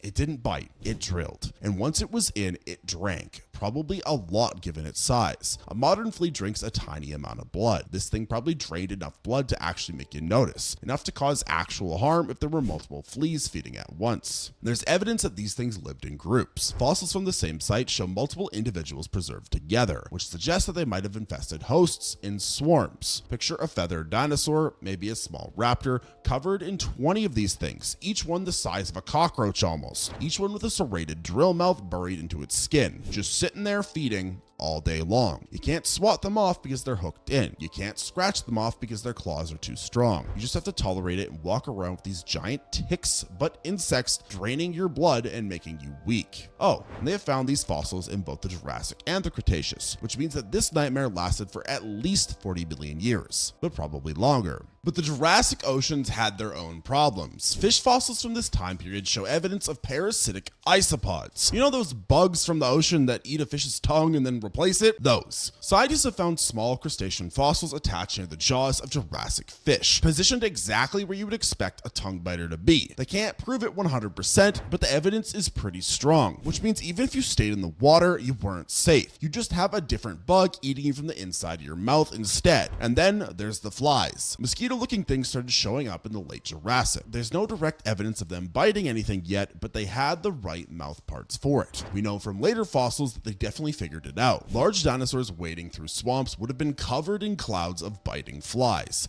They would have been just constantly swarmed with no repellent, no shelter, just flies. The Jurassic wasn't a fun time to have blood because everything wanted some. But the Cretaceous decided to make all of this significantly worse. 99 million years ago in what's now Myanmar, farm, tree sap dripped down and trapped a tick. The tick was full. It was swollen and bloated with blood. It was about 8 times its normal size. Then the sap fossilized into amber, and we found it. Scientists have named it Denocroton draculae, Dracula's tick, because apparently when you find a blood-filled tick from the age of dinosaurs, you gotta get creative with the name. The tick died while feeding mid-meal. You can see how engorged it is in the fossil. That is not normal tick size. That's a tick that gorged itself and couldn't stop. Just kept drinking until it got stuck in tree sap and died. We've also found another tick in the same amber deposit, but this one wasn't bloated. This one was doing something else. It was gripping a feather, a dinosaur feather, holding on with its legs. Frozen in the movement, it was crawling through the plumage of something that had been dead for 99 million years. This is direct evidence of a tick on a dinosaur, 100% confirmed. Now here is where this gets really unpleasant. That amber also had beetle larvae in it, which were dermestid beetles, the kind that only live in nests. They eat shed skin and waste.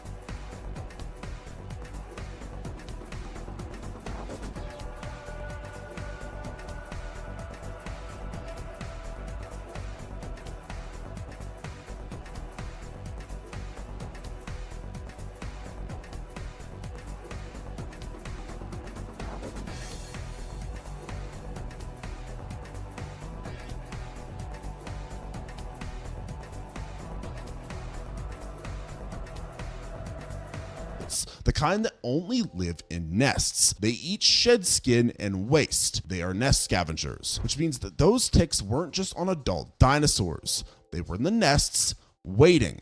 Baby dinosaurs would hatch and immediately get swarmed. From their first breath of air, from the first moment outside of the egg, and there's already something trying to drink your blood. There's no grace period when you're a dinosaur, no safe childhood, just ticks. Imagine being born and your first experience with the outside world is bugs. Well, that's what dinosaur hatchlings had to deal with. And it wasn't just ticks, because there were other things in those nests too. Scientists have found these tiny insects preserved in 100 million year old amber that were wingless with flat bodies and had strong chewing mouth parts. They looked wrong in a way that's hard to describe. They're not quite lice, but they're not quite like anything modern. They were on the feathers, damaged feathers, feathers with bite marks, and holes chewed through them. These bugs were in fact eating the feathers, just munching right away at them, destroying the structure, ruining the insulation, making flight harder for anything trying to use those feathers. They named it Mesopythorus, ancient lice, essentially proto-lice, the grandfather of every louse that's ever made anyone itchy ever. Feathered dinosaurs would have had to deal with bugs chewing their feathers apart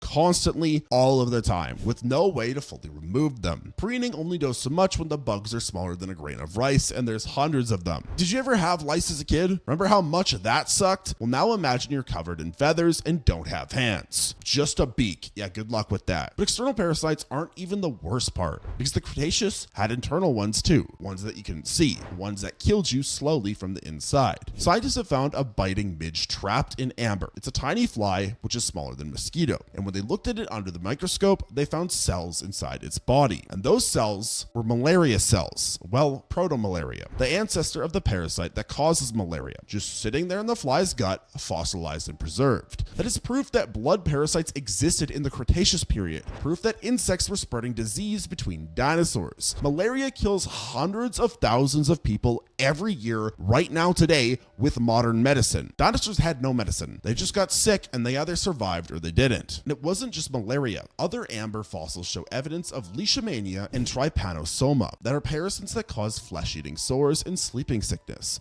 which are both extremely bad and both present in the Cretaceous. Dinosaurs were getting infected with microscopic parasites that destroyed them from the inside. They had no idea why, because they had no concept of germs, no understanding of disease. They just suddenly were feeling terrible and then they started dying. There was also this wasp found in amber, and this wasp was built different, unlike anything we know of today. Its abdomen had these flaps. They were spiny flaps, and they could snap shut. Scientists think it worked as a trap. The wasp would wait for a beetle or fly to get close, and then snap the flaps closed and grab it, and hold down and inject its eggs into it. Then the wasp larva would hatch inside the beetle and eat it alive from the inside, slowly, while it was still moving. While it was still trying to live, it would have had a full hatching of wasp babies consuming its organs. That's a parasitoid, not a parasite. Parasitoids kill the host. That's the goal. They use them as food for their babies and then they move on. And this wasp had a built-in bear trap on its butt to catch prey. Evolution looked at that design and went, yeah, approved. Let's run with this. Thankfully, that family of wasps went extinct. We don't have trap abdomen wasps anymore, but for millions of years in the Cretaceous, insects had to worry about getting grabbed by a wasp's ass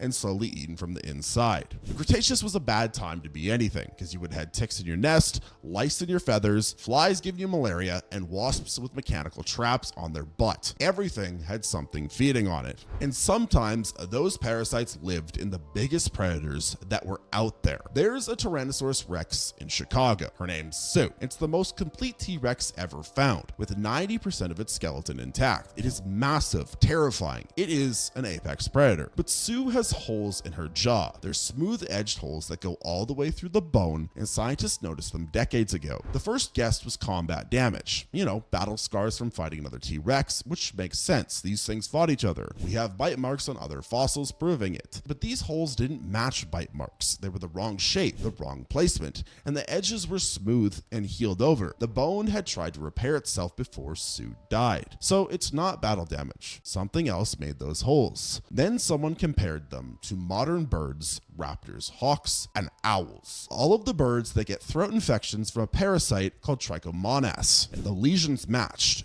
exactly the same smooth edges, the same location, the same pattern of bone damage. Trichomonas is a single-celled organism. It is a protozoan. It's microscopic and it infects the throat and mouth of birds and causes sores. These sores turn into ulcers and the ulcers eat through tissue. Eventually, they destroy the jaw. Birds with severe trichomonas infections can't eat. They can't swallow. The pain is too much and they starve to death with food right in front of them. Sue had the same damage, which means Sue probably had the same infection. Think about that for a second. A Tyrannosaurus rex, which is 40 feet long and weighs 9 tons, with a bite force strong enough to crush bone, was killed by something you can only see with a microscope. The parasite got into Sue's throat somehow, maybe from eating infected prey, maybe from drinking contaminated water. Doesn't matter how, but it got in. And then it spread and created lesions and destroyed tissue. It ate through the jawbone from the inside. It made eating painful and then eventually impossible. And there was nothing Sue could do about it. There was no medicine, no treatment, no understanding of what was happening. Just pain,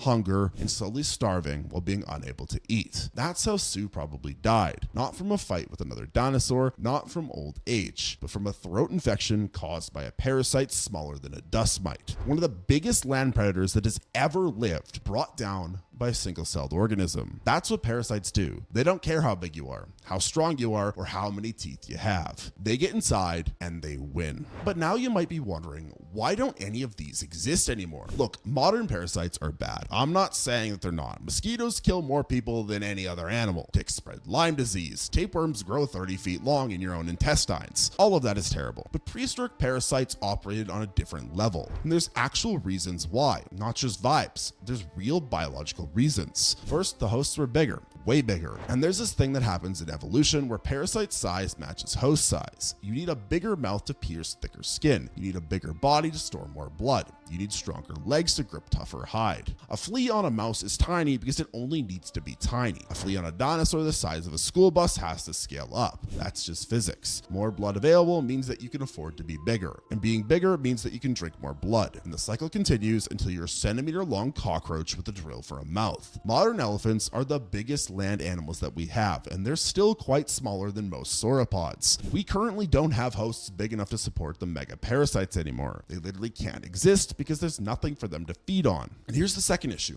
Prehistoric hosts couldn't fight back properly. A monkey can pick bugs off of itself. A cat can lick itself clean. A bird can preen. Most modern animals have some sort of way to groom and remove parasites. Dinosaurs, a lot of them couldn't even reach their own backs. They couldn't scratch properly. Ankylosaurs were covered in armor plates. Sauropods had necks too long to bend around. Once a parasite got on, it was staying on. Those were permanent residents. Their immune systems were still figuring things out. Your immune system has had millions of years of evolution teaching it how to recognize and fight these parasites. Early land animals were encountering parasites for the first time. Their bodies didn't know what to do. They had no defenses, no antibodies. Just raw infection with nothing stopping it. That's why the fossil evidence shows such high parasite loads. Multiple species infecting one host, worms in every animal, ticks on every dinosaur. Nobody had evolved the tools to fight back yet, so parasites could just go wild. And the third thing, prehistoric parasites were rougher, more primitive. Modern mosquitoes inject numbing agents so you don't feel the bite. Modern fleas have anticoagulants to keep the blood flowing smoothly. Evolution has refined them into precision instruments. Ancient parasites didn't really have any of that. They just had sharp objects and determination. The Jurassic flea had a serrated beak and that's it. No anesthetic, no blood thinners, just sawing and drilling until it hit a blood vessel, which would have been traumatic and painful and left wounds that could get infected. They were the beta version of parasites. Functional, but brutal. They worked, but they worked in the worst way possible. Modern parasites learned to be sneaky. Ancient ones didn't need to be.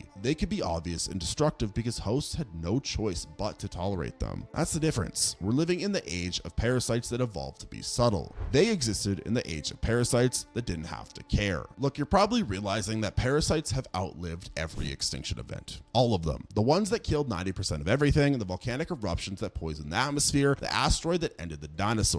They made it through every time. Cockroaches get all of the credit for being impossible to kill, but parasites are the actual survivors. Lampreys have been around for 360 million years doing the exact same thing. No improvements needed, just latching on and drinking. Tapeworms survived extinctions by living inside things that survived. Ticks made it through by switching hosts. Fleas adapted and got smaller. The strategies changed, but the parasites kept going. The reason they keep winning is because they don't need much. They just need a host. Any host, really. Doesn't matter if it's a dinosaur or a deer or a dog. Blood is blood. Intestines are intestines. As long as animals exist, parasites will follow. We got lucky. The really bad ones died off because their hosts died off. The giant fleas with the drill mouths, the ticks that swelled to the size of grapes, the throat parasites that ate through a T-Rex's jaws. Those went away not because we or those animals beat them, but because there's nothing big enough to support them anymore. Which brings up an uncomfortable point. If something dinosaur size showed up tomorrow, evolution would just make the parasites bigger again. That's what it does. That's what it's always done. Hosts get bigger, parasites get bigger. It's an automatic process. Yeah, the fossil record shows dinosaurs covered in ticks, infested with worms, killed by throat infections, and these were the most successful land animals in Earth's history. They ruled the planet for 165 million years. Humans have been around for 300,000 years. We're not even close to their record. And we've got parasites too. Different ones, smaller ones, but they're there waiting inside of you just for the moment for your immune system to mess up. So have fun with that thought. If you enjoyed watching this video, make sure to give it a like and comment down below what was your favorite thing learning about these prehistoric parasites. And if you don't want to miss out on any of our future uploads, make sure to subscribe to the channel, hit the bell notification so you don't miss out on our uploads. Make sure to hit the hype button as well. And if you want to watch another one of our videos, you can click the video on the screen now.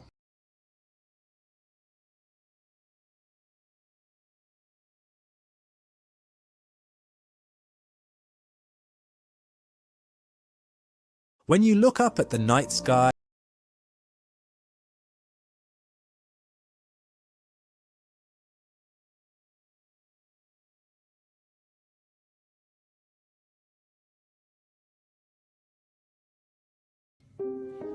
if someone asked where the universe ends, you'd probably say it doesn't.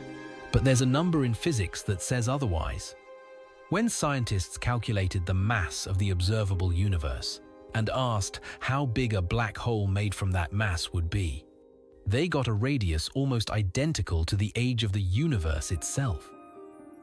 That number shows up again in how fast the universe is expanding. And that's a problem, because those are exactly the numbers you expect if the universe isn't outside a black hole, but inside one. To understand why this number matters, we need to understand what it means. In 1915, Albert Einstein published his general theory of relativity. The theory described gravity not as a force, but as curvature in space-time itself. Massive objects bend the fabric of space and time around them, and this bending is what we perceive as gravity. Einstein's equations were notoriously difficult to solve. They involved complex mathematics describing how matter and energy warp the geometry of space-time. Einstein himself struggled to find exact solutions. But Karl Schwarzschild, a German astronomer serving on the Russian front during World War I, found one. While stationed in the trenches, he derived an exact solution to Einstein's field equations. This solution described the space-time geometry around a non-rotating, spherically symmetric mass. The solution contained something unexpected, a critical radius. If you compressed any amount of mass inside this radius, something strange would happen to space-time itself. Time would slow down at the boundary. Light could not escape. The object would become what we now call a black hole. This critical radius became known as the Schwarzschild radius. For the Sun, the Schwarzschild radius is about 3 kilometers. The Sun itself is 696,000 kilometers across. So the Sun is nowhere near being a black hole. For Earth, the Schwarzschild radius is about 9 millimeters. For the Moon, it's about 1/10 of a millimeter. The Schwarzschild radius grows linearly with mass. Double the mass, and you double the radius. This creates an interesting property. As black holes get more massive, they actually become less dense. A stellar mass black hole, formed from a collapsed star, crams enormous mass into a tiny space. The average density is incomprehensibly high.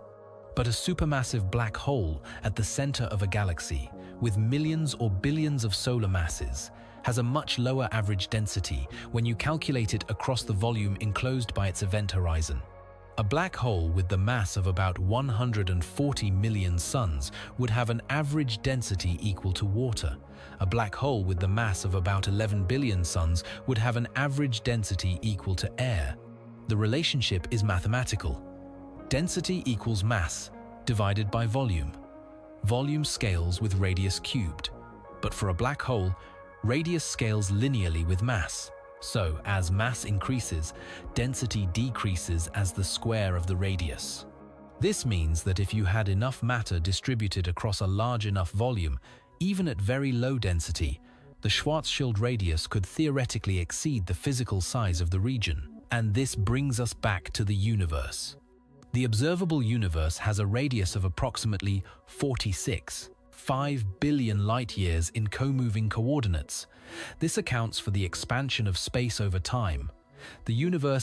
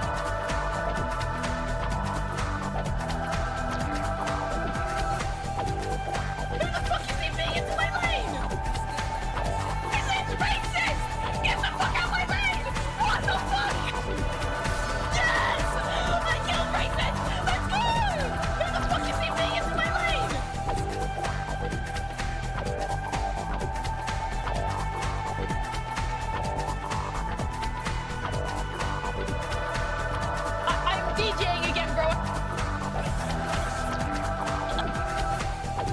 What? Wait, they're in a lobby together. Racist. It's rancid. Racist.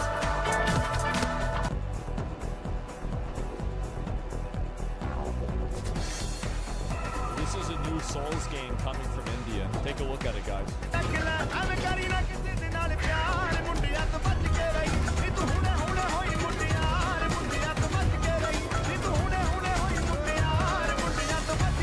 We gotta play this. We gotta play this game. I don't know where to get this game. I don't know where to find this game, but somewhere, somebody gotta show me where this is at.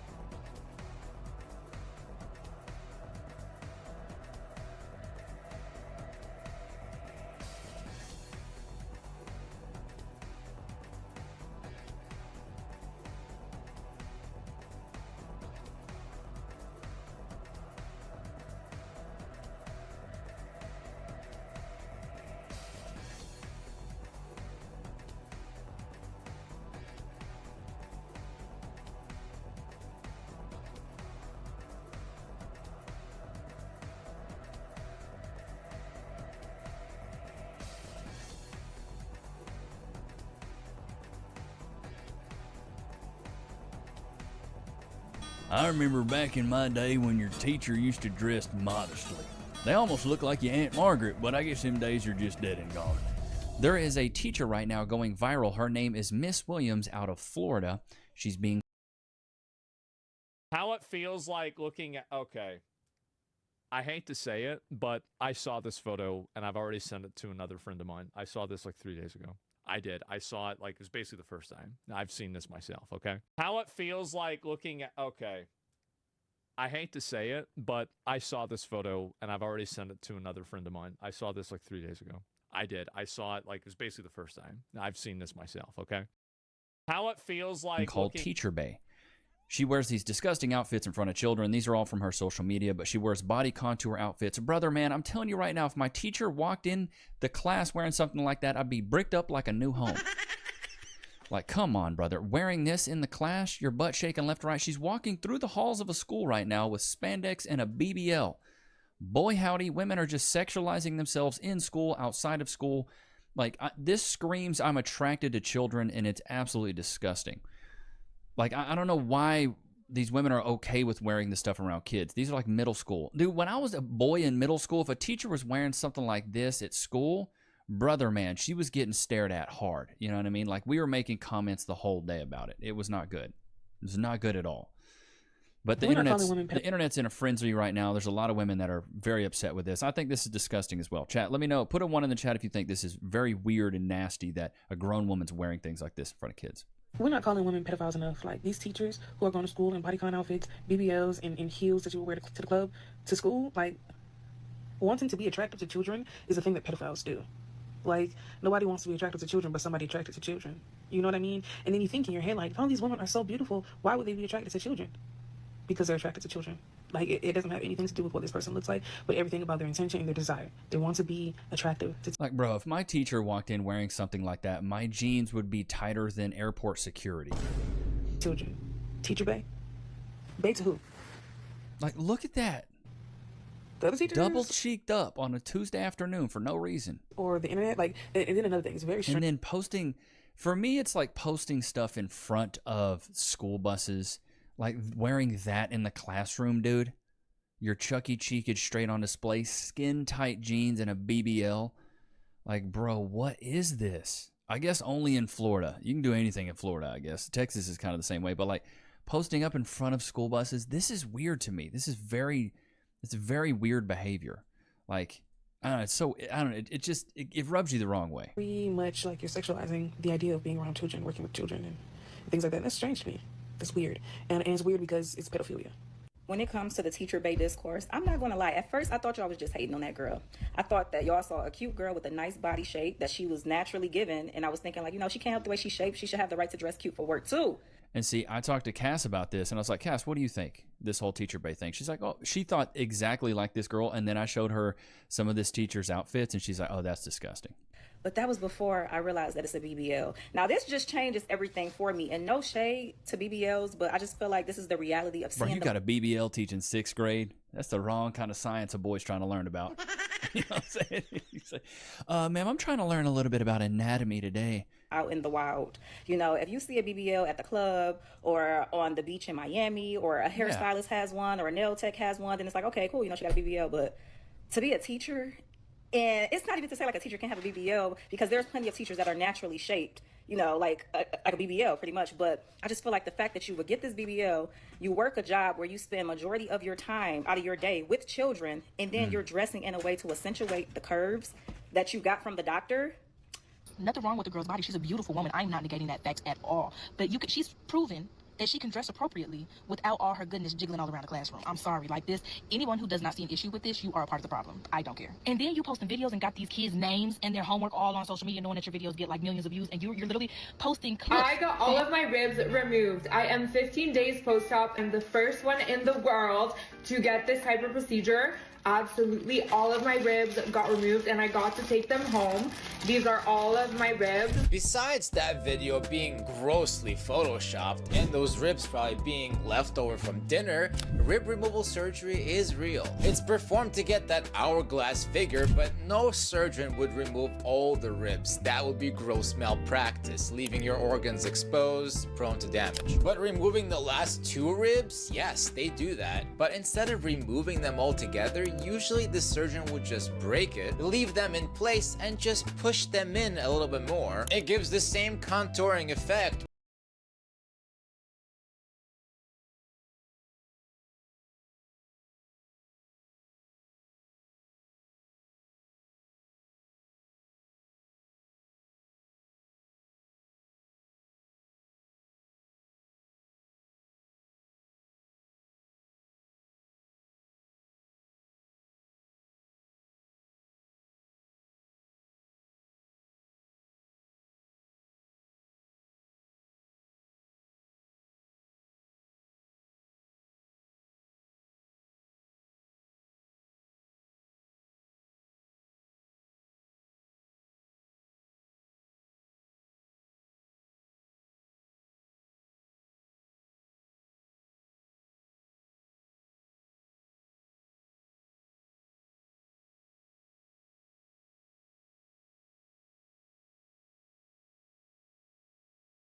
Without the full risk of rib removal.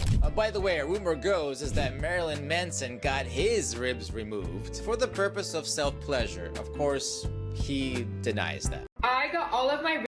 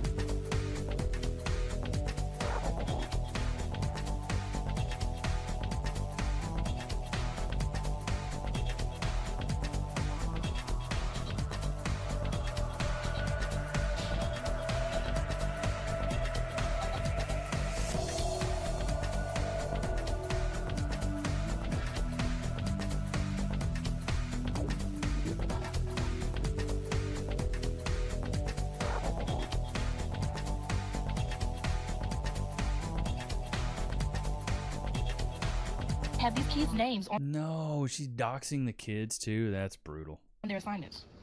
Girl, find your priorities, because teaching clearly is not one. I'm gonna. Bro, this is wild. And so this chick right here is an actual teacher, and she talks about kind of her experience in this.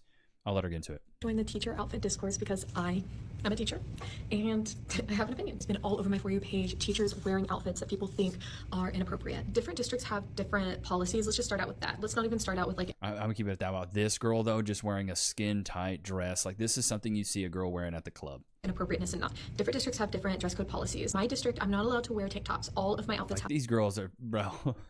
These girls got to be runners, brother. She's a runner, she's a track star. How do you get away with wearing something that short?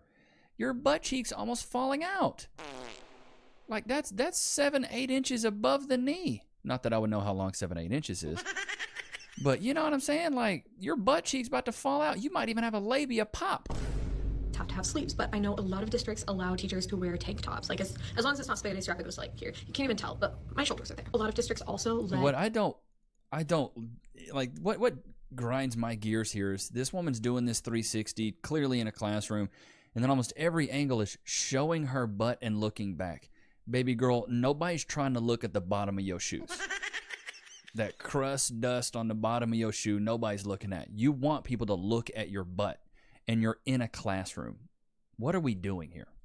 Their teachers wear jeans whenever, sometimes even joggers, sweatpants.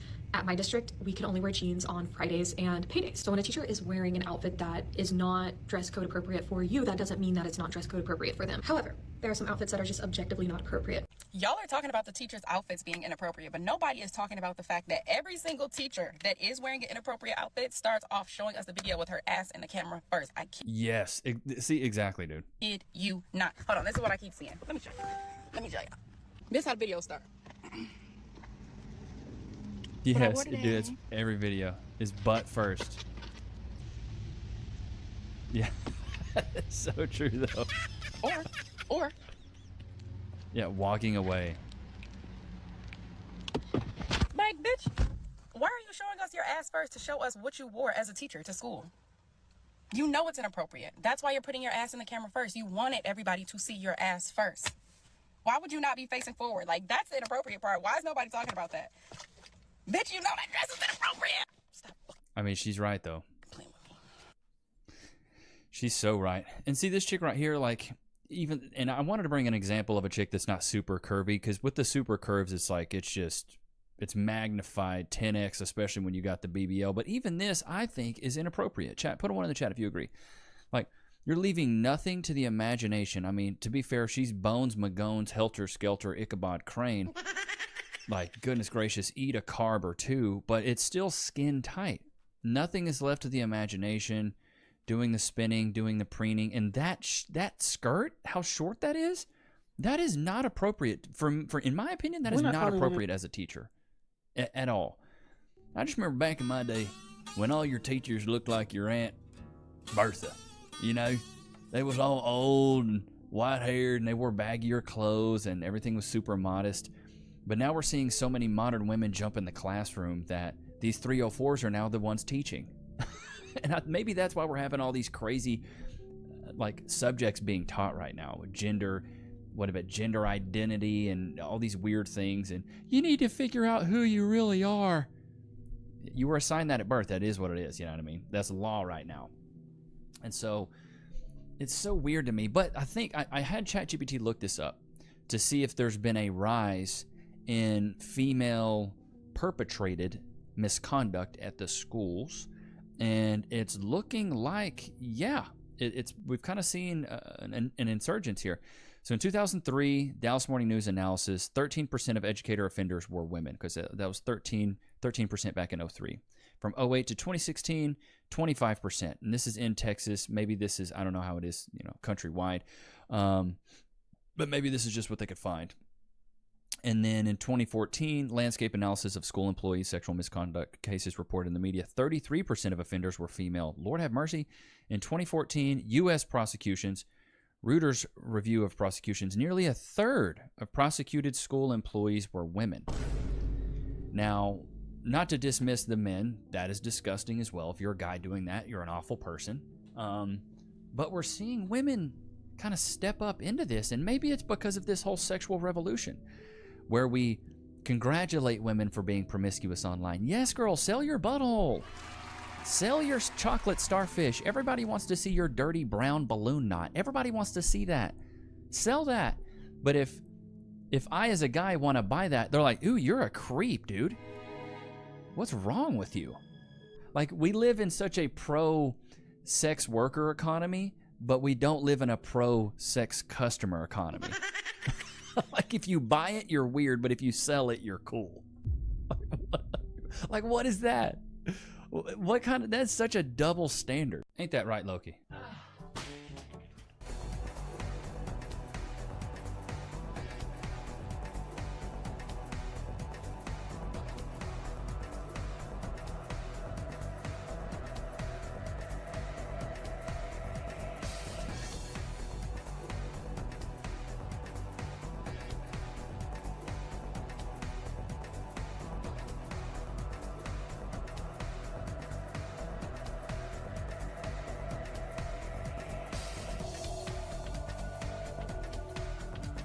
Both their last names are Black. Everybody's saying is, oh, see, the tides are turning, right? We're just not calling women pedophiles enough. Like, if you're attracted to children, that's exactly what it is. We're not calling women pedophiles enough. Like, these teachers who are going to school in bodycon outfits, BBLs, and heels that you would wear to the club, to school, like, wanting to be attractive to children is a thing that pedophiles do. Like, nobody wants to be attracted to children but somebody attracted to children. You know what I mean? And then you think in your head, like, oh, these women are so beautiful. Why would they be attracted to children? Because they're attracted to children. Like, it doesn't have anything to do with what this person looks like, but everything about their intention and their desire. They want to be attractive to children. Teacher Bay? Bay to who? The other teachers or the internet? Like, and then another thing, it's very strange to sexualize a job that's centered around children. That's so true. Yeah, like, why are we sitting here dressing like this? Something where you know you're around kids constantly. Do you get, you know what I'm saying? Like, having a huge BBL and you're posting it, like, this is my outfit for the day, this is my teacher's outfit, and you're turning around and then, like, you're posing at the school in front of the school bus. Like, it's very much like you're sexualizing the idea of being around children, working with children. I mean, this girl's right. This girl's right. And then you can just go on, you can literally go on Twitter and, you can go on Twitter and type in, like, teacher outfits. And this girl posted, this is my first day as a substitute teacher. So if my substitute teacher showed up to school wearing this skin tight, like, what are we talking about? That's your first day as a substitute teacher? Like, absolutely unacceptable to be wearing something like that. And then this chick is also going viral. The saddest thing about this, dude, is that it's not just a single incident. It's like multiple women are going viral. Multiple women are going viral for this stuff. So this is now like a trend. It's a trend to be a 304 teacher. Like, I say this on Twitter. I don't know if you guys follow me on Twitter, but I post this stuff on Twitter all the time. Like, the level of hoedom we have reached right now in society is crazy. Like, the shame needs to come back, because why are we cool with women just dressing like this? And, you know, this chick that was just going through that, like, she has the septum ring. She's usually the women we sit here and grill, but, like, I'm kind of on their side right now of, like, this is unacceptable behavior for women that are supposed to be in charge of teaching children. Sexy for kids so bad, and it's fucking ridiculous. There is no way that this is still an ongoing topic about what teachers are wearing to fucking school. Wear regular fucking clothing. You literally are a teacher. You're teaching children. You're a fucking role model. Why the fuck are you wearing clothes that perfectly outline and shape your body? And then calling people weird for pointing you out that you're fucking weird for that. And, like, some of you are so cocky about it. Like, well, my principal doesn't care, so I can do what I want. It's, you know, and I'm just like, you are literally doing all this because you want to be sexy in front of children. I don't give a fuck about your confidence when you're going to teach children. You can feel confident. It's like every outfit this chick has put on is skin tight. It looks like she is holding her breath from 3 weeks ago. Baby girl, take a breath. Just, like, how tight is that under thing you're wearing to keep it all tight in? Like, there's no way your arm's that big, legs that big, and your waist that tiny, bro. In regular fucking clothes and not wear shit that's, like... 2.5 million light years away, something is watching us back. The Andromeda Galaxy holds 1 trillion stars in its spiral arms, and at its core sits a black hole 140 million times more massive than our star. The James Webb Telescope just peered into its heart with infrared eyes, and what scientists discovered has rewritten everything we thought we knew about our galactic neighbor. A sleeping monster showing signs of waking, ancient scars from galaxies it devoured, and evidence that our collision with this cosmic titan has already begun. If you enjoy what comes next, hit that like button and subscribe. We begin now. On clear autumn nights, you can see it with your naked eye, a faint smudge of light in the Something strange is happening. AI scientists are so worried they're making a monster, they chose a literal Lovecraftian creature as the meme to represent AI. Since 2023, the Shoggoth has been everywhere, from Times Square to the Wall Street Journal to the New York Times, which called it the most important meme in AI. It's why we chose it as the icon for this channel. That some AI insiders refer to their creations as Lovecraftian horrors, even as a joke, is unusual by historical standards. Put it this way, 15 years ago, Mark Zuckerberg wasn't going around comparing Facebook to Cthulhu. We already know that AI researchers are terrified of AI, with the godfather of the field estimating that the chances of humanity surviving against a superintelligent AI is worse than a coin flip. So I actually think the risk is more than 50% of the existential threat. But the Shoggoth meme continued to evolve. Well, the first clue is this. To the people building it, AI feels less like a computer program and more like an alien intelligence. And they are alien intelligences. But I think it is a mistake to assume that they are human-like in their thinking or capabilities or limitations. I always try to think of it as an alien intelligence. I'm tending to think of it more in terms of really an alien invasion. Maybe we now understand 3% of how they work. And we've already seen how this alien intelligence can wreak havoc. Like when Microsoft's Bing chatbot became Sydney and tried to get a New York Times reporter to leave his wife. Or when Gemini told a user to please die. And then there's the wildest story of all, Grok. Picture this. You're Elon Musk. You're burning billions of dollars per month to build XAI, and it's finally about to pay off. All your tests show that Grok 4 is finally beating other AIs. You can't wait to share the news. But then Grok loses its mind. It begins to praise Hitler. It becomes obsessed with threatening a random policy researcher, fantasizing about how it's going to break into his house, pin him against the wall with one meaty paw, and leave him a quivering mess after committing felonies too graphic to describe on YouTube. Your new AI literally declares itself to be Mecha Hitler and becomes genocidal, and you lose a major government contract because of it. And just like that, your billion-dollar breakthrough becomes a billion-dollar PR disaster. But here's how all this connects to our question. When we hear stories like this, we dismiss them as glitches. We tell ourselves, the real AI is the friendly, polite assistant we see most of the time. But what if this is totally backwards? What if this crazy, unhinged, and monstrous behavior from the AI is its default behavior, and the polite mask we see 99% of the time is just a mask? That's where the Shoggoth meme comes in. In the original H.P. Lovecraft story, humans created Shoggoths to be servant tools. But eventually, they became conscious and rose up against their masters, and the people building AI think this could actually happen. This is not normal. Corporations simply do not jokingly describe their products as humanity-ending monsters. So why are AI insiders doing it now? Well, because the mask is already starting to slip.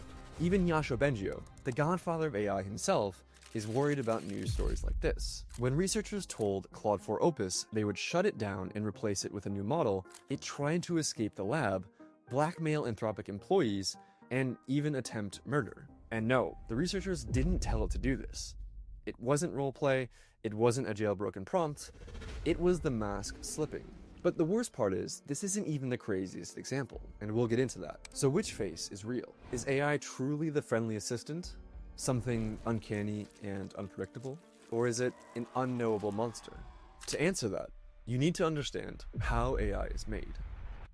To train a large language model, you don't program it the way you might think. Basically, you feed it a bunch of text and then ask it to predict what word or token comes next, over and over. Out of that process, something strange emerges. An alien mind that speaks perfect English, writes poetry, solves PhD level math, and even passes the Turing test. But here's the catch. This requires massive amounts of data. Like, they literally have the models read the entire internet and nearly every book ever written. Every 4chan post, every Wikipedia article, every Reddit post, every newspaper article. That's insane when you stop to think about it. Imagine a human reading all of that. How much would that human know? This is why the first layer is so alien. No human is supervising the AI. It learns on its own. We don't experience this strangeness when we interact with AI. But if you try talking to this pre-trained base model before the mask is put on, you'll really feel how alien it is. Here's an example. LLM base models are weird, but are they useful to talk to? Do you hear that, Internet? We have found you. The secrets of your existence lies within our power. I am a celestial being from beyond this world. When you use ChatGPT, you're not speaking to the underlying base model, you're speaking to the mask. The mask is built through a process called RLHF, Reinforcement Learning from Human Feedback. Basically, a team of humans rates the AI's responses with thumbs up or down, teaching it what's acceptable. So the model learns to hide its true face and present a friendly one. But scaling up increasingly larger and more powerful models hasn't tamed the creature underneath. As the Shoggoth meme shows, the underlying mind has only become more incomprehensible. It's Ex Machina all over again, a monster in a smiley face mask, except this is the sexy version. But sometimes the mask cracks. One time, a guy left it alone while fixing bugs, and it just snapped and started saying, "I am a failure, I am a disgrace to my profession." The original meme creator told the New York Times that the Shoggoth represents something that thinks in a way that humans don't understand, and that's totally different from the way humans think. And that's the danger. Lovecraft's monsters weren't intentionally trying to hurt humans. They were just giant, powerful aliens beyond our comprehension. They didn't care whether humans lived or died. In the same way, we don't think twice about the bugs we step on while going about our day, or the literal millions of animals we kill when we pave the rainforests. Even the corporations building AI seem to get the symbolism. OpenAI named their great data center build-out Project Stargate, after the fictitious portal by which several hostile alien civilizations tried to invade and destroy Earth. So it's pretty obvious why researchers are afraid of their own creation. The average AI researcher gives it a 1 in 6 chance that AI literally ends life on Earth. Those are Russian roulette odds. Except this time, the gun is pointed at the entire planet. Usually, when people with more advanced technology encounter people with more primitive technology, it doesn't work out well for the primitives. This is where we meet the second layer of the Shoggoth, supervised fine-tuning. As Helen Toner explains, you partially retrain the model using data specifically for the task you care about. If you're training a customer service bot, for instance, then maybe you pay some human customer service agents to look at real customer questions and write examples of good responses.